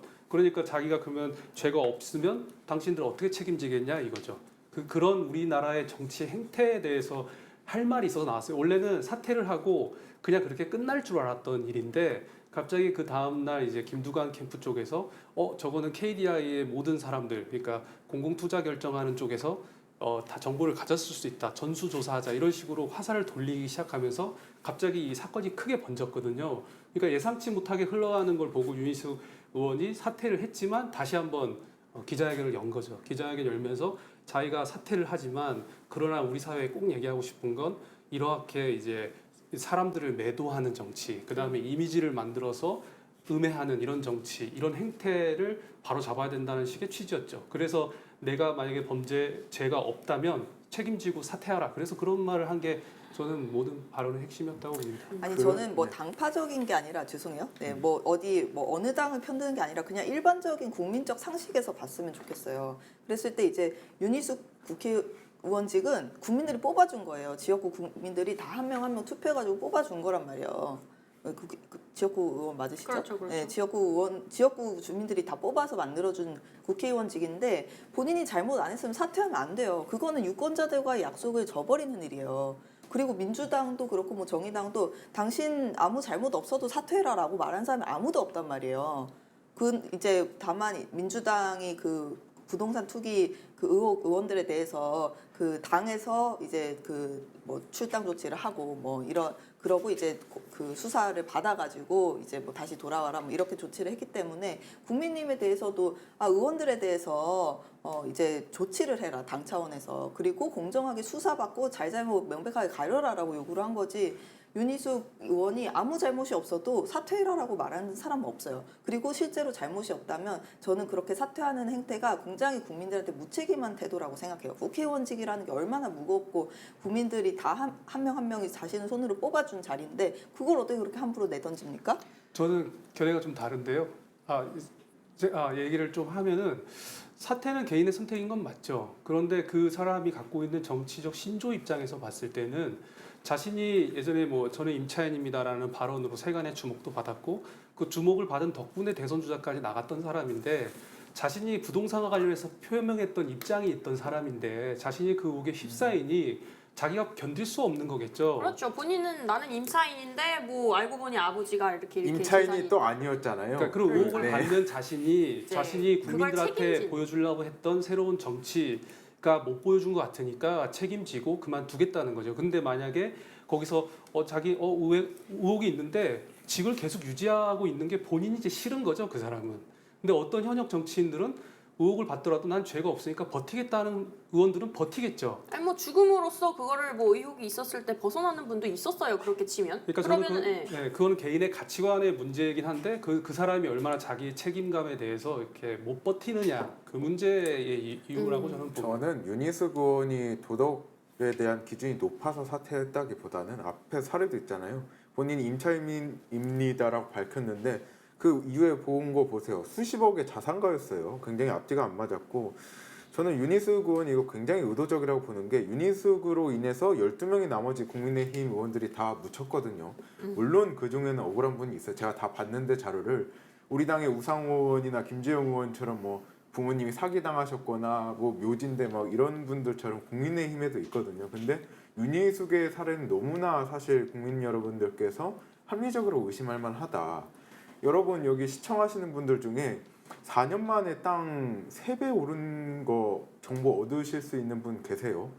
이게 불과 4년 만에 25만 원 평당 하던 땅이 100만 원 됐어요. 20억의 시세 차익을 얻는 건데 국민 여러분들께서는 과연 이 땅을 윤희숙의 아버지가 아니면 어떻게 얻었겠냐라는 합리적인 의심을 하는 거고 물론 윤희숙 의원이 KDI에 있을 때 이 관련 부서에 없었던 것은 맞는데 KDI에 자기 혼자만 다른 직원들과 다른 동료와 소통이 없었느냐 이거는 사실 대답할 수가 없거든요. 그리고 저는 이게 LH 직원들이 과거에 개발 예정 부지를 가족의 명의로 땅을 샀잖아요. 네. 저는 윤희숙 의원에게도 똑같이 아버지의 이름으로 차명으로 투자했을 가능성에 대한 이야기를 하는 거죠. 아예 배제할 수는 없죠. 네, 이것은 저는 좀 법적 문제를 떠나서 정치적인 책임까지 우리가 또 논쟁을 해야 되는 건데 이게 딸 덕에 아버지가 그런 정보를 얻었다 그러면 딸 찬스죠. 그리고 아버지가 굉장히 고령이고 농사를 하겠다고 맨 처음에 농업계획서까지 냈는데 불과 6개월 만에 소작을 줬단 말이에요. 이거는 굉장히 의도적이다라고 저는 생각하고, 사실 이 자산은 결국에는 일각의 주장에 따르면은 윤희숙 의원이 상속받을 수 있는 재산이에요. 그러니 국민 여러분들께서 합리적으로 윤희숙이나 여타 다른 관계를 이용해서 정보를 얻고 이 땅에 투자했을 것이다. 그리고 처음에 거짓말이 밝혀진 게 뭐냐면, 윤희숙 의원이 이거는 농사 지으려고 산 땅입니다, 투자 아닙니다 했더니 아버지가 이렇게 말했어요. 나는 세종에 건물 사러 갔는데 결국 이 땅을 사게 됐어 라고 했기 때문에 거짓말인 게 또 밝혀졌거든요. 이게 나는 임차인입니다 연설에 이어서 두 번째 거짓말이에요. 굉장히 큰 거짓말이고, 또 다른 것들을 보면은 윤희숙 의원이 이런 말을 했어요. 친정 아버지가 이렇게 산 거에 대해서 자신은 몰랐다. 친정 아버지라는 표현에 좀 주목해야 되는데, 윤희숙 의원이 가정이 어디 있어요? 이혼한 지 꽤 됐거든요. 꽤 됐는데 굳이 자기 아빠를 친정 아버지라고 하면서 거리를 뒀단 말이에요. 저는 이게 굉장히 의도적이고 질이 낮다고 보거든요. 왜냐하면 이혼한 지 수십 년 된 분이, 어떤 분이 자기 아버지를 아버지라고 안 부르고 친정 아버지라고 부르는, 일반적으로 친정 아버지라고 부르는 거는 남편도 있고 친정과 외가가 있는 상태에서 그렇게 부르지. 친정과 친가. 친가와 네, 그 상태에서 부르지. 이거는 명백히 거리두기고, 저는 윤희숙 의원이 정말 억울하지 않다면 사퇴 안 했을 거라고 봐요.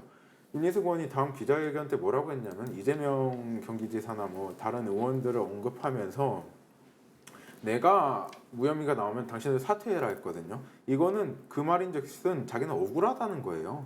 아까 강민진 대표가 말씀하셨다시피 일반적인 사퇴라는 것은 본인이 정말 잘못이 있고 사과하는 의미에서 사퇴를 해야 되는 거지, 그 국회의원들한테 기자회견에서 화내고 국민들에게 화내면서 이게 사퇴하는 것은 일반적으로 국민들이 봤을 때 이게 합리적이지 못하다라고 의심을 할 수밖에 없는 상황이거든요. 정말 깨끗하면은 모든 것을 좀 밝히고 소상이 됐을 때, 잘못이 있을 때 사퇴를 하는 게 맞죠. 그러니까 제가 이 사태가 정말 정치적으로 책임지는 태도가 아니다라고 얘기한 것도 그런 것 때문인데, 그러니까 예를 들면 윤희숙 의원이 사퇴한 이유가 본인이 잘못해서가 아니라 본인 잘못은 하나도 없지만 임차인입니다 연설 등으로 이제 유명해진 의원이라는 특성 때문에 이제 내 정치적 커리어가 굉장히 망가졌다라는 이유로 사퇴한다면, 그게 대체 왜 국민들한테 책임있는 태도인지 저는 이해를 못하겠어요. 본인의 정치적 커리어가 이제 망가졌다고 사퇴를 한다는 게. 그리고 두 번째로 이제 만약에 뭐 어떤 여당의 공격 내지는 국민들의 의혹 이런 것 때문에 본인이 너무 힘들어진다. 이제 계속 공격을 받게 될 것 같다. 본인은 잘못은 없지만 부당하게 계속 공격을 받는다라는 걸로 사퇴하면, 그거는 글쎄요, 그건 너무 멘탈이 약해서 사퇴하는 거 아닌가? 근데 이제 윤희숙 의원 본인이 밝혔듯이 이러한 여러 가지 사건에 휘말림으로써 이제 본인이 곤란해지는 것보다, 물론 본인도 무척 곤란해졌겠지만, 그것보다 이제 국민의힘 당 자체에 피해를 주는 게 싫어서 사퇴했다고 이제 밝힌 부분이죠. 저기 아까 알 레이건님께서 말씀하셨지만, 네네. 저 동의하는 게, 그러니까 지금 원래 부동산 문제는 지금 문재인 정부에서 많이 발생했고, 최근에 8월 달만 해도 청와대에서 대통령이 부동산 문제 있는 사람 그 다 팔아라 권고했더니 그냥 사퇴했잖아요. 부동산은 지키고 그냥 사퇴를 했단 말이에요. 그렇죠. 거기에 뭐 강기정 정무수석도 있고 수석들 여러 명이 5명인가 6명이 청와대에서 집 팔으라 그때 집 안 팔고 사퇴했거든요. 그렇죠. 그거 하는 것보다 이제 집을 남기는 게 윤희숙은 더 사실직이고 그분들은 아니요. 정무직 임명이에요. 이번 정부에서 부동산에 대해서 그런 투기, 그러니까 정보를, 자기 지위를 활용해서 정보를 가지고 부동산을 사서 집값이 증가하는 이런 거에서 국민들이 이제 분노하는 거잖아요. 배신감을 느꼈죠. 예, 선출직이 됐든 정부에 있든. 근데 지금 이 윤희숙 의원 같은 경우는 방금 얘기하신 대로 자신이 이런 의혹에 있고 문제가 있으면 자기가 죄가 있다는 잘못은 사법적으로 나오면 그러니까 자기는 떳떳하다 이거 아니에요 지금 주장으로는. 그렇죠. 네, 그렇죠. 떳떳하다는 거고 사법적으로 수사받고 문제가 있으면 그럼 달게 책임 받겠다. 그러나 아직 밝혀지지 않았지만 지금 계속 나로 인해서 방금 말씀하신 대로 정치적으로 이렇게 또 몰리는 이런 상황들이 생기는데, 정작 정권 교체나 또는 이런 잘못된 현 정부의 잘못된 점을 바로잡기 위해서는 자신이 사퇴하는 게 맞다고 판단하니까 정치적 판단도 하고 사퇴하는 거죠. 근데 그걸 가지고 저 사람이 저 사퇴하는 것이 온당치 않다 뭐 이렇게 평가할 게 아닌 것 같아요. 그럴 거면 차라리 민주당 의원에 누구 하나 사퇴하는 사람이 있나요? 사퇴하는 사람은 없잖아요. 아무도 책임지지 않았죠. 그러니까 이제 정의당이 투기 클린 정의당이거든요. 저희당 한 명도 안 걸렸습니다. 의원들이. 네. 그래서 이제 사실 좀 당당하게 얘기하는 것도 있는데, 그러니까 이 여야 거대 양당의 의원들의 부동산 투기 문제가 이 정도를 안 걸어요. 지금 계속 다 너무 정치적으로 다 활용하고 어떻게든 면피하려고 하는 것이 저는 가장 문제라고 생각해요. 사실 LH 때도 이제 꼭 한쪽만 그런 게 아니었죠. 이제 그럼요. 그리고 민주당 같은 경우도 지금 뭐 출당 조치 다 한다고 했지만 그거 안 됐지 않습니까? 다 그렇죠. 이루어지지 않았고 또 뭐 지금 뭐 제대로 그 부동산 불법 투기 드러난 의원들이 제대로 책임을 지우고 있다 민주당이 뭐 이런 것들이 좀 보이지 않고 있는 상황에서 사실 윤희숙 의원의 사퇴도 이제 이게 어떤 정치적 액션이다라는 의심이 나왔던 게 민주당 때문이거든요. 이제 윤희숙 사퇴 찬성 표결을 하면 민주당 의원들도 다 사퇴해야 될 것 같으니까 민주당은 절대 찬성 표결을 못 할 거다. 그러니까 이건 쇼다, 완이다. 뭐 이러면서 막 이게 다 얽혀 있었던 거거든요. 근데 이거는 두 당 다 문제예요. 그러니까 이거는 뭐 사실 저는 민주당이 국민의힘한테 뭐 잘못했다, 국민의힘 민주당한테 뭐 이렇게 저는 양심이 있으면 그러면 안 된다고 생각하고요. 그냥 이제 그 부동산 불법 투기하신 의원들 다 사퇴하고 각 당에서는 다 출당 조치하고 징계하고 그리고 사퇴는 이렇게 본인 잘못 안 했는데도 자꾸 이렇게 한다고 하지 말고 진짜 잘못했을 때 사퇴를 하시고 진짜 잘못했으면 사퇴도 하지 말고 자살도 하지 말고 정확하게 밝혀야 된다 그 말씀이시죠? 그러니까 이제 수사를 받아야죠. 그러니까 본인이 진짜 내가 잘못이 없다 생각한다면? 자백을 하면 제일 좋죠. 그런 게 드러났을 때 제가 이제 불법 투기했습니다, 가담했습니다 하고 이제 사퇴하고 그 법적 처벌도 받고 이러면 제일 좋은 거고 뭐 이제 뭐 어떤 법적 공방을 벌이겠다라고 하면은 성실하게 수사 받아서 그 결과 가지고 이제 사퇴를 하거나 뭐 이렇게 조치를 받아야죠. 죄가 있는지 없는지는 사법 절차를 통해서 행위에 죄가 있다면 처벌을 받는 거지 행위에 죄가 없는데 내가 투기했습니다라고 고백해서 받는다는 게 어디 있습니까? 그러면 죄가 없는데도 자신이 죄를 인정해서 처벌을 받는다는 건데 그거야말로 좀 맞지 않는 얘기라고 보고요. 그리고 지금 이제 여론도 보면 이제 뭐죠? 회피성 사태다. 가 한 40 몇 프로고 사퇴를 통해서 정치적 책임을 진다도 40 몇 프로예요.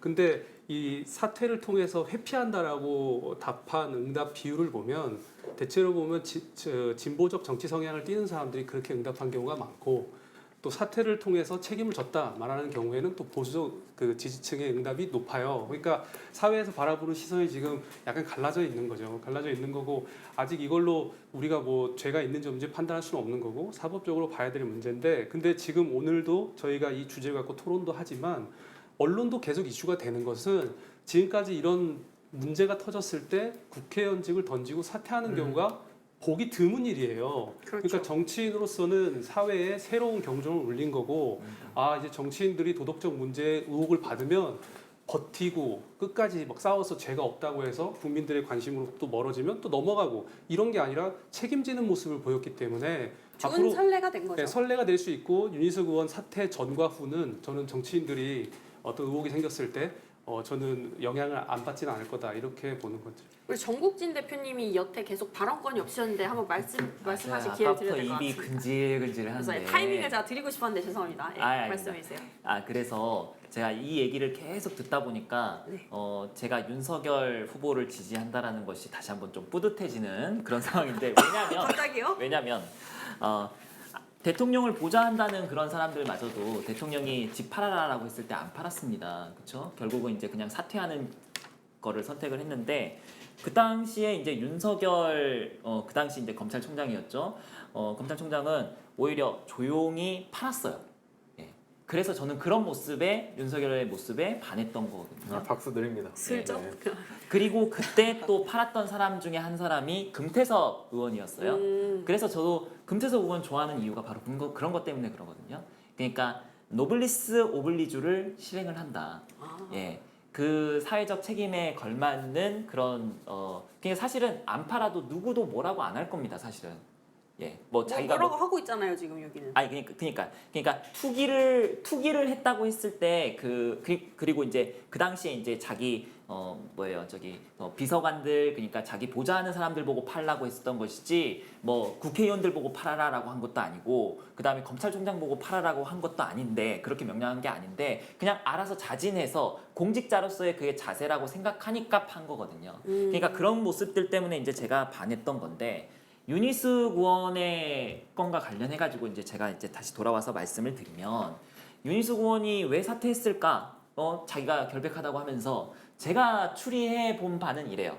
그러니까 지금까지 나온 의혹들을 봤을 때 적어도 유니스 구원이 뭔가 개발 정보를 아버지한테 건넸고 그래서 산 거라는 증거는 아직 나오지는 않았어요. 정확한 증거는.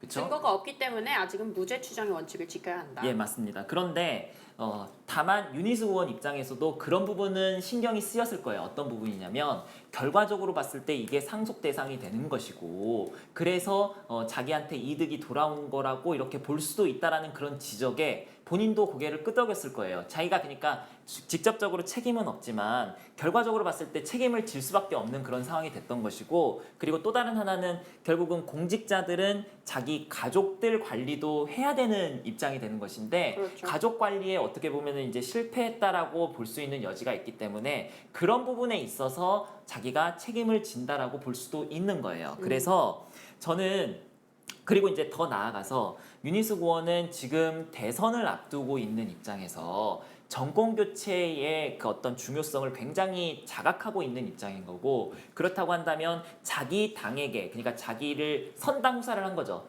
자기 당에게 조금이라도 이득이 되고 그다음에 정권 교체에 도움이 될 수 있다고 한다면 자기 의원직이라고 하는 개인적인 그런 욕심을 내려놓을 수도 있다라는 것을 보여주고 싶었던 것 같아요. 그래서 그다음 이제 마지막으로 유니스 구원의 의원직이 절대 가벼운 것이 아니지만 그럼에도 불구하고 이렇게 사퇴를 좀 선택할 수 있었던 건 이 유니스 구원의 지역구가 국민의힘이 예를 들어서 재선거, 보궐선거가 있다고 했을 때 다시 어렵지 않게 가져올 수 있는 지역구라는 것도 고려 대상에 포함이 됐던 것 같아요. 서초 지역인 건데 거기는 아마 이제 보궐선거가 이루어지게 되면은 내년 대선에 함께 선거를 하게 될 건데요. 그때 어렵지 않게 제가 봤을 때는 국민의힘이 또 될걸요. 예, 그렇다고 이제 생각이 되고 일단 제 길게 했으니까 하시죠. 아닙니다. 형님 먼저 하셔야 되는데 저는 근데 이런 사례를 본 적이 없어요. 정치권의 투기 사례를 좀 봤는데 4배가 올랐잖아요. 4년 만에. 4년 만에 어떻게 4배 오르는 핀셋 투자를 합니까? 이거 굉장히 성공한 사례예요. 근데 거의 이더리움이죠. 이더리움 비트코인보다 비트코인보다 이더리움 4배예요? 크진 않지만 네. 아니 굉장히 투자를 성공했어요. 근데 정치권에 아직 이런 성과를 내신 투기꾼들이 아직 없고 1,000원짜리도 아니고 민주당 10,000원짜리도 아니고. 많지. 그런데 이 상황에서 뭐 자기는 다 내놓겠다 이렇게 말한 그 부분에 대해서는 솔직히 칭찬해줄 만하지 근데 않을까요? 저는 이 책임지고 사태가 뭐 책임지는 태도다라는 거에 저는 사실 동의를 안 하고 네. 제가 이 사건에 대해서 가장 크게 문제의식을 느끼는 것 중에 하나도 이 부분이거든요. 저는 그냥 잘못이 없는데 의혹만 받았다고 해서 직접 투표로 뽑힌 선출직 공직자가 직을 내던지는 게 바람직하다고 생각하지 않아요. 그건 그렇게 생각할 수 있다고 봐요. 그리고 네. 두 번째로 본인이 전혀 연루되지 않았는데 그냥 어떤 친인척, 가족의 어떤 잘못이 있다고 해서 그거를 본인이 전혀 연루되지 않았고 알지도 못했다면 그거를 책임을 묻는 것도 전 잘못이라고 생각해요. 근데 이제 이 유니스 건 같은 경우는 그렇지 않았을 거다라는 어떤 정황적인 부분이 있어서 뭐 그런 의혹이 나오기 때문에 이제 뭐 더 수사를 해서 이제 밝혀져야 될 부분인데 저는 그런 점에서 이 유니스 의원의 사퇴에 대해서 이제 뭐 미화하고 또 이제 뭐 정치적으로 책임지는 뭔가 아름다운 어떤 행동인 것처럼 이야기하는 거 저는 이해가 안 됩니다. 그러니까 유니스 권이 사퇴에 일가견이 있는 분이에요. 이전에 경력을 보면은 화려한 사퇴를 굉장히 많이 하셨거든요. 박근혜 씨가 대통령이었을 때 공익위원이었어요. 최저임금위원회. 정부가 임명한 공익위원이었는데 이때 노동자와 그 사용자 측이 굉장히 싸우는 과정이었는데 윤희숙이 박근혜의 그 최저임금위원회 공익위원이었을 때 사퇴함으로써 그 최저임금 상승분이 굉장히 깎이는 그 합의안이 도출됐었거든요. 그 다음에 보면은 KDI의 연구위원일 시절에도 사퇴를 했었거든요. 이때 후배 박사들과 굉장히 논란이 있었는데 그때도 사퇴를 했어요. 이게 사퇴할 때마다 본인의 급이 올라가는 걸 느꼈을 거예요. 그리고 이번에 국회의원을 사퇴한다고 이분이 정치를 사퇴하는 게 아니거든요. 앞으로 지방선거나 다음 국회의원 선거 그리고 다음 대통령 선거 때 어떤 역할을 노리고 사퇴의 수를 던졌을지 저는 모른다고 생각하거든요. 책임지는 의원 윤희숙 뭐 이런. 그런 식으로 포장을 해서 나올 가능성이 굉장히 큰 분이고 이분이 국회의원을 사퇴하겠다고 했지 정치를 사퇴한다고 한 적은 없거든요.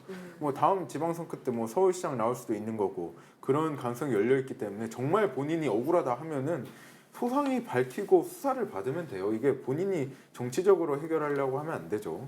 뭐 수사를 받는다고 했으니까 뭐 그 부분은. 네. 저는 이제 답변하고 싶은 게 뭐 사퇴 능하다 동의하기 좀 어려운데 프로 사태로. 네, 왜 그러냐면은 저 정부에서 국민연금위원회도요. 거기서 그 국민연금도 지금 고갈되잖아요. 그래서 저희가 62년도인가 되면 이미 국민연금 고갈되고 없어서 우리가 낸 돈을 지금 받지도 못하는 상황인데 이미 지금 태어난 신생아들은 이제 네. 성인이 될 때부터 1억씩 빚을 가지고 시작한다고 합니다. 그렇죠. 이번 정부에서 국민연금 개혁할 때도 그 개혁안에 대해서 이렇게 되면 미래 세대에 무책임하다고 느끼는 사람들은 사퇴해요. 사퇴함으로 인해서 정부 정책에 대해서 자극을 주는 거죠. 그거 아니고서는 이 브레이크를 잡을 수 없으니까요. 그 위원회의 위원 수준으로는 청와대나 정부 권력을 브레이크를 잡을 수가 없으니까 그렇게 하는 거지. 그걸 가지고 그렇게 해석하는 걸 맞지 않는 것 같고 그 다음에 아까 그 윤희숙 이제 우리 강 대표님께서 윤희숙 의원이 이렇게 특이하게 이렇게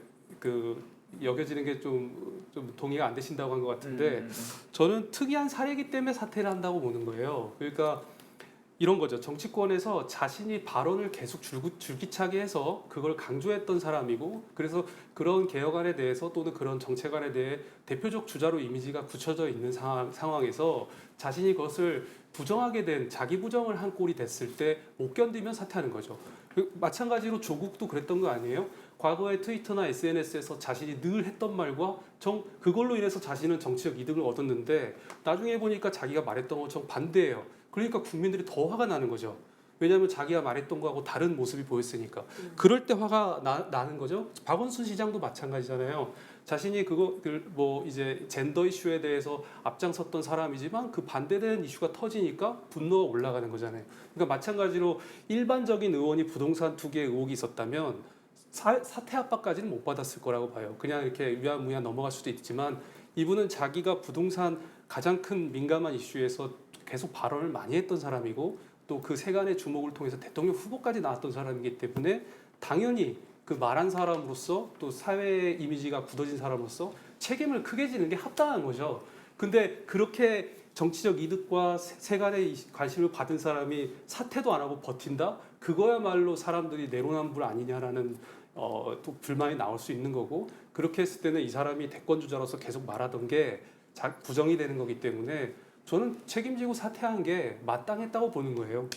아니 저는 뭐를 잘못 안 했다면서요? 왜 뭐를 책임진다는 그러니까 이제 적어도 저는 이 부분에 대해서는 성공했다고 보는 게 뭐냐면 적어도 윤희숙이나 아니면 국민의힘은 내로남불처럼 안 보이게 하는 데에는 성공했다. 그냥 민주당을 내로남불당으로 이렇게 확 이미지를 고착화시키고 밀어버리는 데에는 성공한 것이 아닌가. 저는 당을 위해서는 좋은 선택이었다고 생각해요. 근데 그거는 국민의힘 당원이나 지지자들에게는 의미가 있는 거지만 그렇지 않은 국민들한테는 사실 의미가 없는 거죠. 저는 정반대로 생각해요. 조국 장관이 사퇴를 안 했기 때문에 사회 갈등은 더 심각해진 겁니다.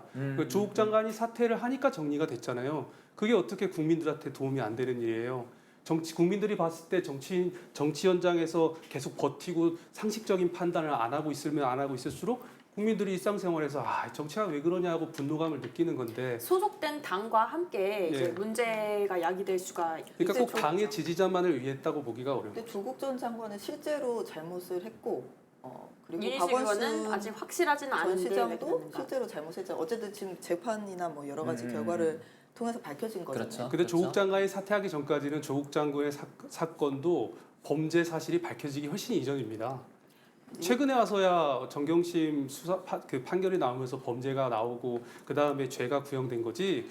그 전에 당시에는 아직 수사 단계도 미뤄진다는 오해도 받고 있었지 네, 않습니까? 근데 이제 뭐 수사는 그렇지만 또 뭐 언론 보도나 뭐 이런 것들을 통해서 나온 것들이 당시에도 조금 있었고, 그리고 저는 어쨌든 선출직과 임명직의 차이라고 생각해요. 그러니까 이제 제가 윤희숙 의원에 대해서 문제 제기를 한 거는 선출직이기 때문이거든요. 국민들이 뽑아준 자리라는 거죠.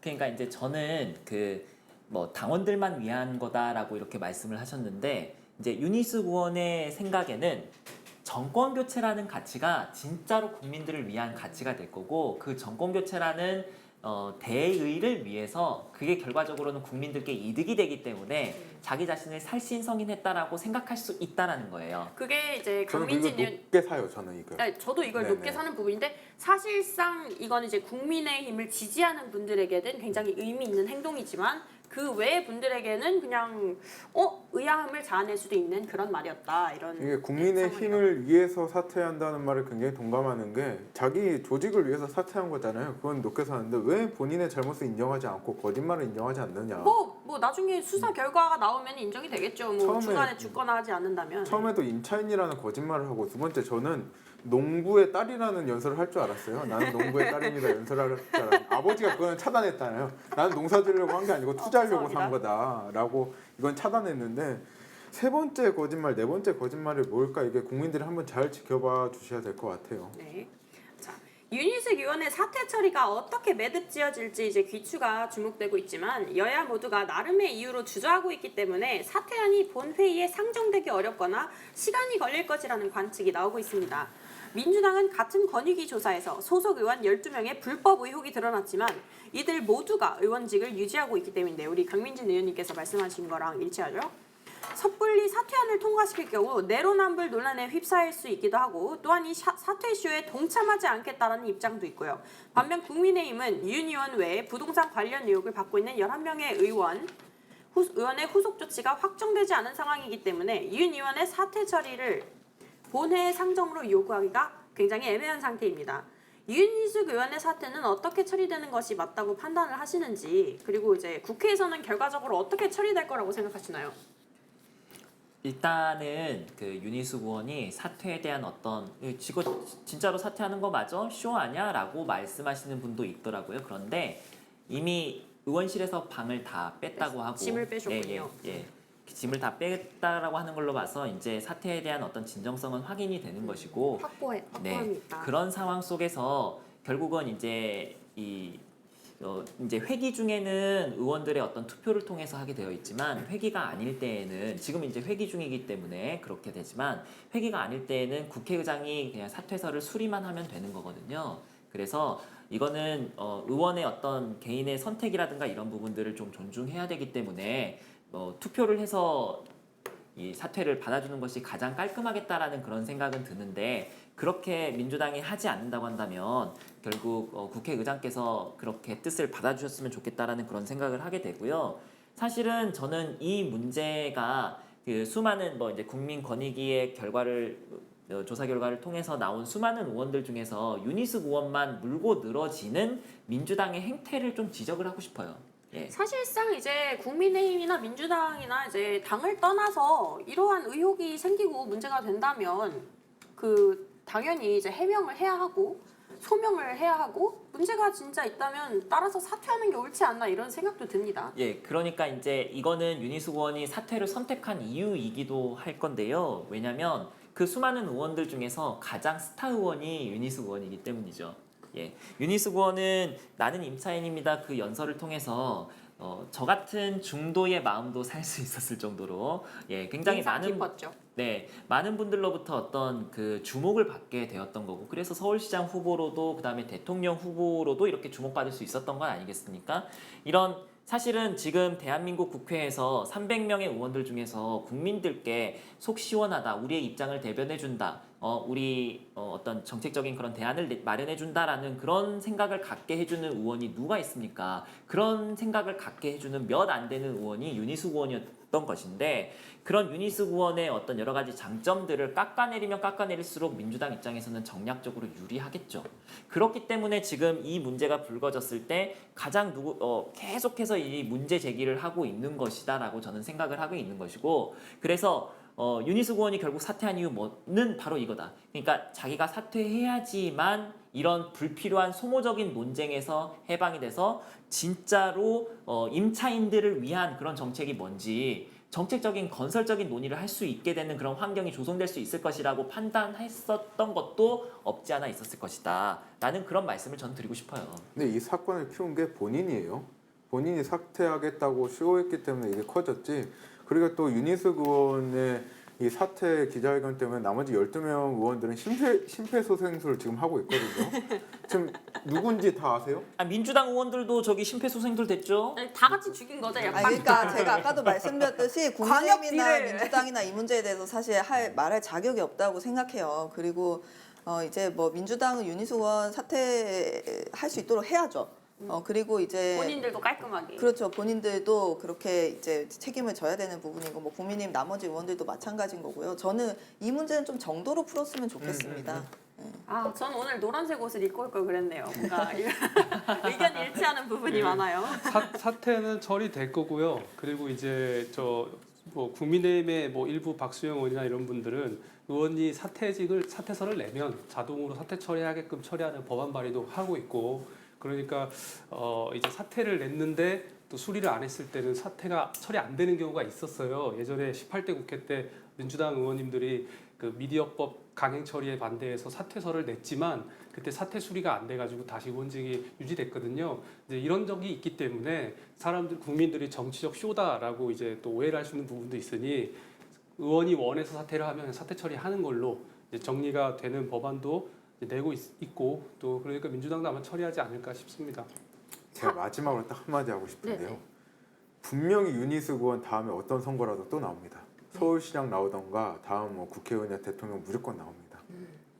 아니 뭐 대통령 후보 또 나올 수 있을까요? 아니 뭐 수사 결과 해서 무죄다 이렇게 밝혀지면 또 나올 수도 있겠죠. 근데 뭐 유죄라고 가담했다고 밝혀지면 뭐 나오긴 어려울 아니, 거고. 저는 근데 개인적으로 어떻게 생각하냐면 지금 이 부동산 농지법 위반한 거 만약에 이제 그 정보를 미리 빼돌려가지고 아버지한테 제공한 게 아니라 농지법 위반으로 이렇게 문제가 되는 거라면 사실상 현재 우리 현 문 대통령님께서도 이제 소유하신 사유지에 걸리는 부분이 있거든요.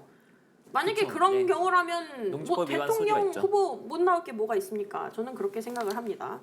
이제 근본 네. 마지막으로 말하고 네네. 싶은 게 민주당에도 윤희숙 의원과 동일하게 농지법 그 위반 의혹을 받는 의원들이 5분 계시거든요. 12명 중에 5분인데 이제 윤희숙 의원은 농지법 위반 의혹으로 사퇴를 했는데 민주당에 동일하게 농지법 위반 의혹을 받고 있는 5명 의원님들이 어떤 선택을 하는지도 봐야 되는 거죠.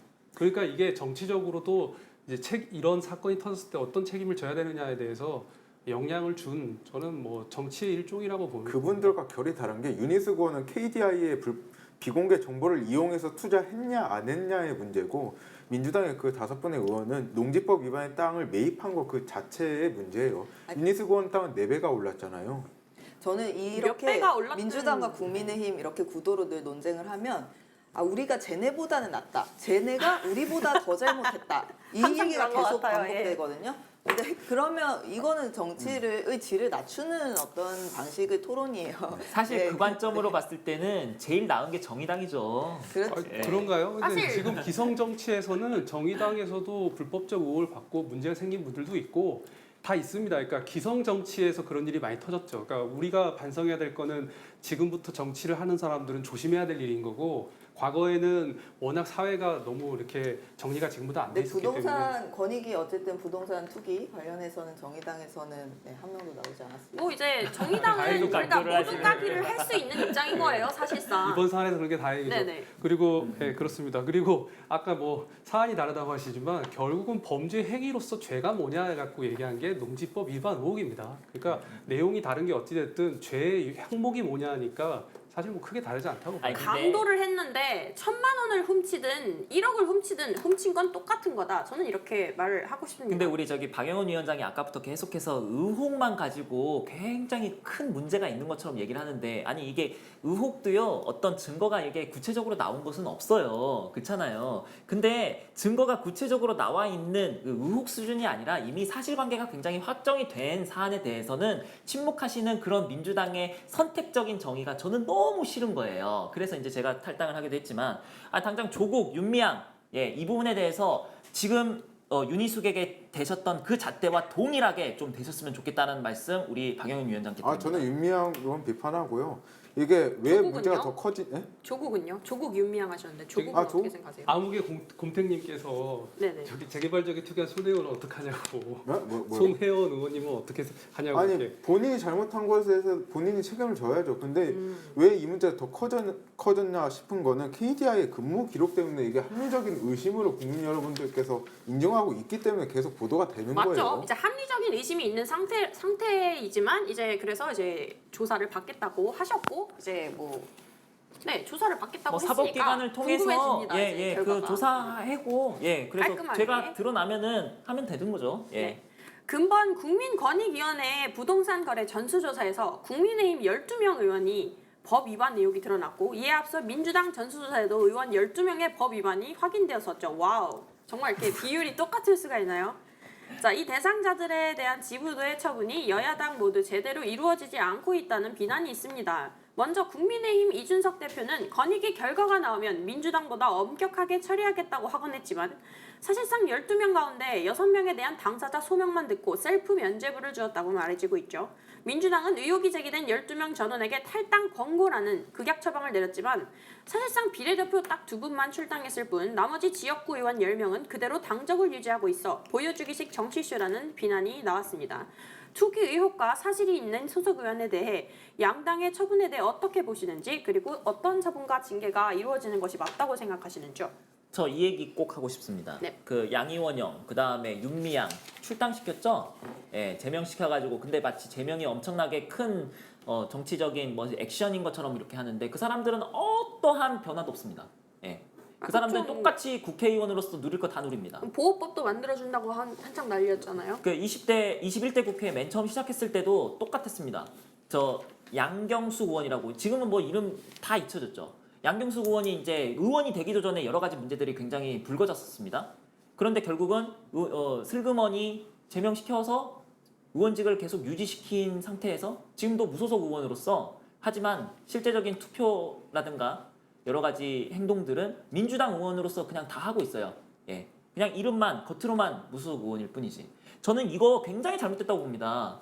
이런 문제 있는 사람들은 국회에서 본회의 포결을 통해서 의원직을 박탈을 시켜야 돼요. 이런 문제가 있는데 엄청나게 큰 문제가 있는데 마치 당내에서 제명시켜가지고 그냥 정치적 책임을 지는 것처럼 보이는 그런 행동? 그런 식으로 지금 나온 의원들 김홍걸, 양이원영, 윤미향, 양경수 이 사람들 분명히 똑똑하게 기억할 거고요. 이 사람들에 대해서 대충 뭉개고 처리한 민주당에 대한 책임을 반드시 내년 대선에서 물어야 된다고 생각합니다. 근데 이제 투표로 쫓아낸다고 치면 지금 민주당이 180석인데 그러면 오히려 더 남을 가능성이 높아지는 거 아닐까요? 그러니까 이제 민주당이 정말로 책임을 지려는 의사가 있었다고 한다면요. 의원직을 박탈시켜야 된다라는 말씀을 드리는 거예요. 제명시키는 게 아니라. 그렇군요. 이 주제는 제 생각에는 정국진 대표님이 국민의힘의 아쉬운 거 얘기하시고 박영우 위원장님이 민주당의 아쉬운 거 얘기하시고 이러면 어떨까 싶은데. 우리 정현우 의원님 말씀하시는 거. 나 국민의힘 당원됐어. 제가 먼저 이야기할게요. 제가 먼저 이야기할게요. 네네네. 매도 먼저 받는 게 낫다고. 박영우 대표님. 윤미향 의원님에 관련해서 다른 의원님 관련해서 굉장히 국민 여론상 그리고 법적으로 잘못된 게 있는 거 확실한 것 같아요.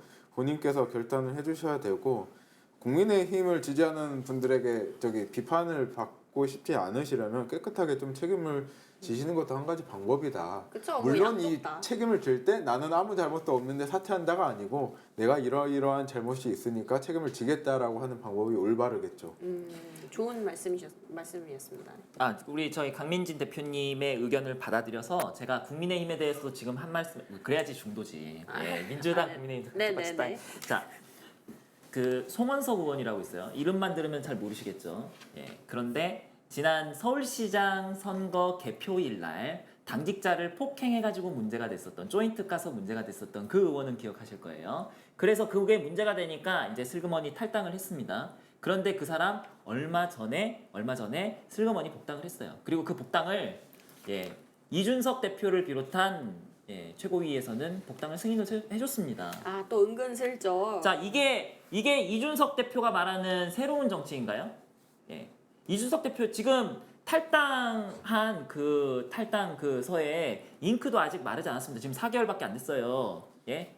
생각 있으면 적어도 내년 대선까지는 계속 탈당인 상태에서 복당을 받아주지 말았어야죠. 이준석 대표는 지금 굉장히 좀 반성하셔야 되고 이 부분 지금 언론이 그냥 얼렁뚱땅 이렇게 보도 잘 안 하니까 넘어갈 줄 알았나 이렇게 생각하시는 모양인데 저 같은 사람은 분명하게 이렇게 지켜봅니다. 국민의힘이 과연 민주당을 대체할 수 있을 만한 그런 국민의 선택을 받을 수 있는 좋은 정당이냐라는 그런 판단에 저 같은 중도층들은 분명히 지켜보고 있습니다. 그리고 이거 굉장히 잘못하신 겁니다. 뭐 생각보다 타당한 말씀이신 것 같아요. 뭐 여자친구랑 이준석 대표에 대해서 말씀하신 거 아니에요? 국민의힘이 아니고. 뭐 여자친구랑 헤어져도 몇 개월의 유예 기간을 갔는데 뭐 저는 제도하고 문화를 얘기하고 시간이 얼마 없으니까 마무리하고 싶은데요. 일단 그 감싸주기 정치 문화 이거 좀 없애야 된다고 봅니다. 그러니까 좋은 게 좋은 거다 뭐 이런 얘기 방지하겠다고 이 대표도 얘기했지만 감싸주기 문화 그러니까 이 사람을 보호해주고 포용해주면 정치적 세력이 확장되니까 그렇게 감싸줄 거 아니에요. 근데 유럽이나 이런 정치회에서는 조금이라도 한 의원이 뭐 세비를 가지고 좀 유용을 한다거나 또는 문제가 생기면 그 다음부터 왕따를 시킨답니다. 아는 척도 안 한대요. 같은 당이어도. 이제 그럼으로 인해서 무섭네요. 예, 그게 스웨덴 정치 문화라고 합니다. 그래서 조금이라도 국민 세금을 낭비하고, 그러니까 잘못 유용하거나 법 규정을 어긴 의원이 나타나면 그냥 그 순간부터 그 사람은 정치 활동이 이제 안 되는 거죠. 이제 그런 것처럼 우리나라도 좀 정치 문화가 바뀌었으면 좋겠고 두 번째 좀 제도적인 차원인데 하나는 국회 윤리위원회 기능이 좀 강화돼야 된다고 생각합니다. 예, 그리고 윤리가 없죠. 예, 지금. 각 정당도 의원 윤리국 같은 게 좀 생겨서 의원들이 윤리적 행위에서 벗어나지 않게끔 해줄 필요가 있는 것 같은 게 우리나라에서는 국회 윤리 규정이나 실천 강령이 있거든요. 그게 단 한 페이지짜리밖에 안 됩니다.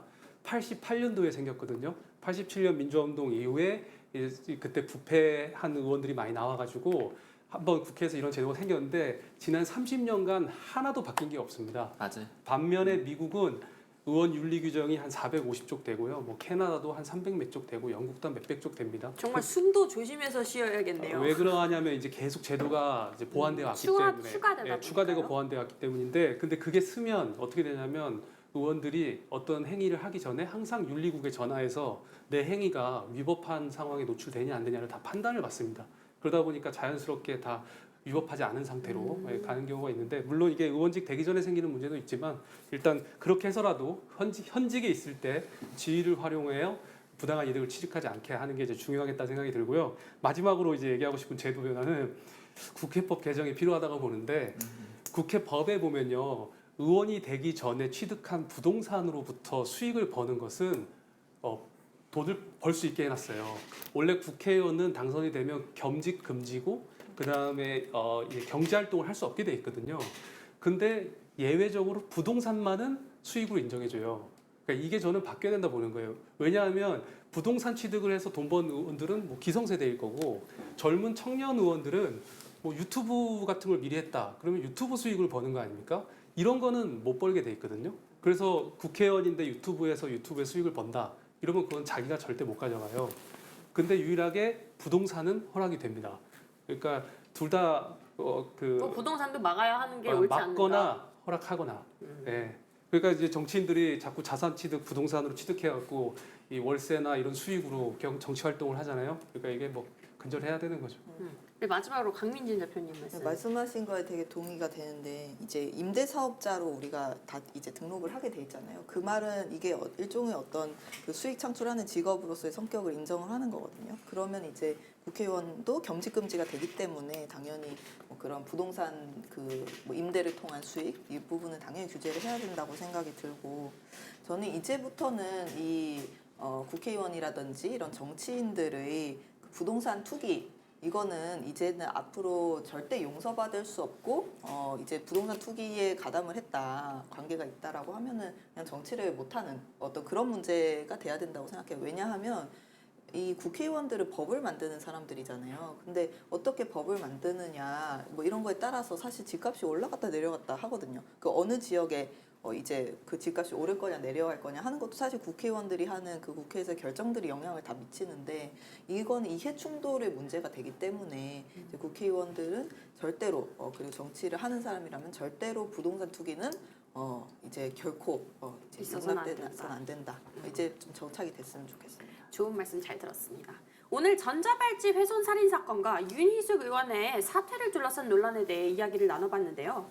먼저 정현호 대표님 오늘 토론 어떠셨는지요? 예, 되게 민감한 사안으로 오늘 토론했는데 그래도 뭐 정치의 발전 방향에 대해서는 서로 다양한 의견을 모을 수 있었던 시간이었던 것 같습니다. 강민진 대표님은 어떠셨는지요? 그러니까 저희가 오늘 막 여러 논쟁도 했지만 아마 우리가 다 부동산이 없을 것 같은데. 네. 맞죠? 있으세요? 저분? 청년이 부동산 받기가 힘든 시대가 그러니까요. 되었어요. 예. 그래서 이제 여야를 막론하고 이렇게 젊은 세대들은 부동산 기득권이 없다. 이런 게 좀 확인되지 않나. 근데 저희가 이걸 논하고 있는 것도 참 재미있는 부분인 거죠. 예. 부동산 없는 사람들끼리 그러니까요. 부동산에 대해 그죠? 그 국회법에서 부동산 개정 국회법에서 부동산 영역은 개정돼야 됩니다. 그래서 그쵸. 예. 아니, 그러니까 우리가 오늘 이 자리에서 말한 것들이 그러니까 개구리 올챙이적 생각한다고 나중에 이제 우리가 시니어가 됐을 때도 좀 이런 생각들을 그대로 가져갈 수 있었으면 좋겠다. 저희가 조심스러웠으면 시니어가 좋겠다. 됐을 때 부동산이 있겠죠? 그랬으면 좋겠어요. 그러니까 지금 그러네.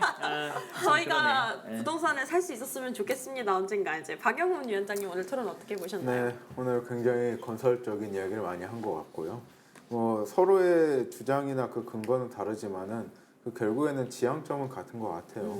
우리 정치가 뭐 기성 정치, 뭐 새로운 신세대 정치 따질 게 아니라 뭐 모두가 같은 기준으로 더 나은 정치 환경이 됐으면 좋겠습니다. 네, 마지막으로 이제 정국진 위원장님 어떻게 보셨나요?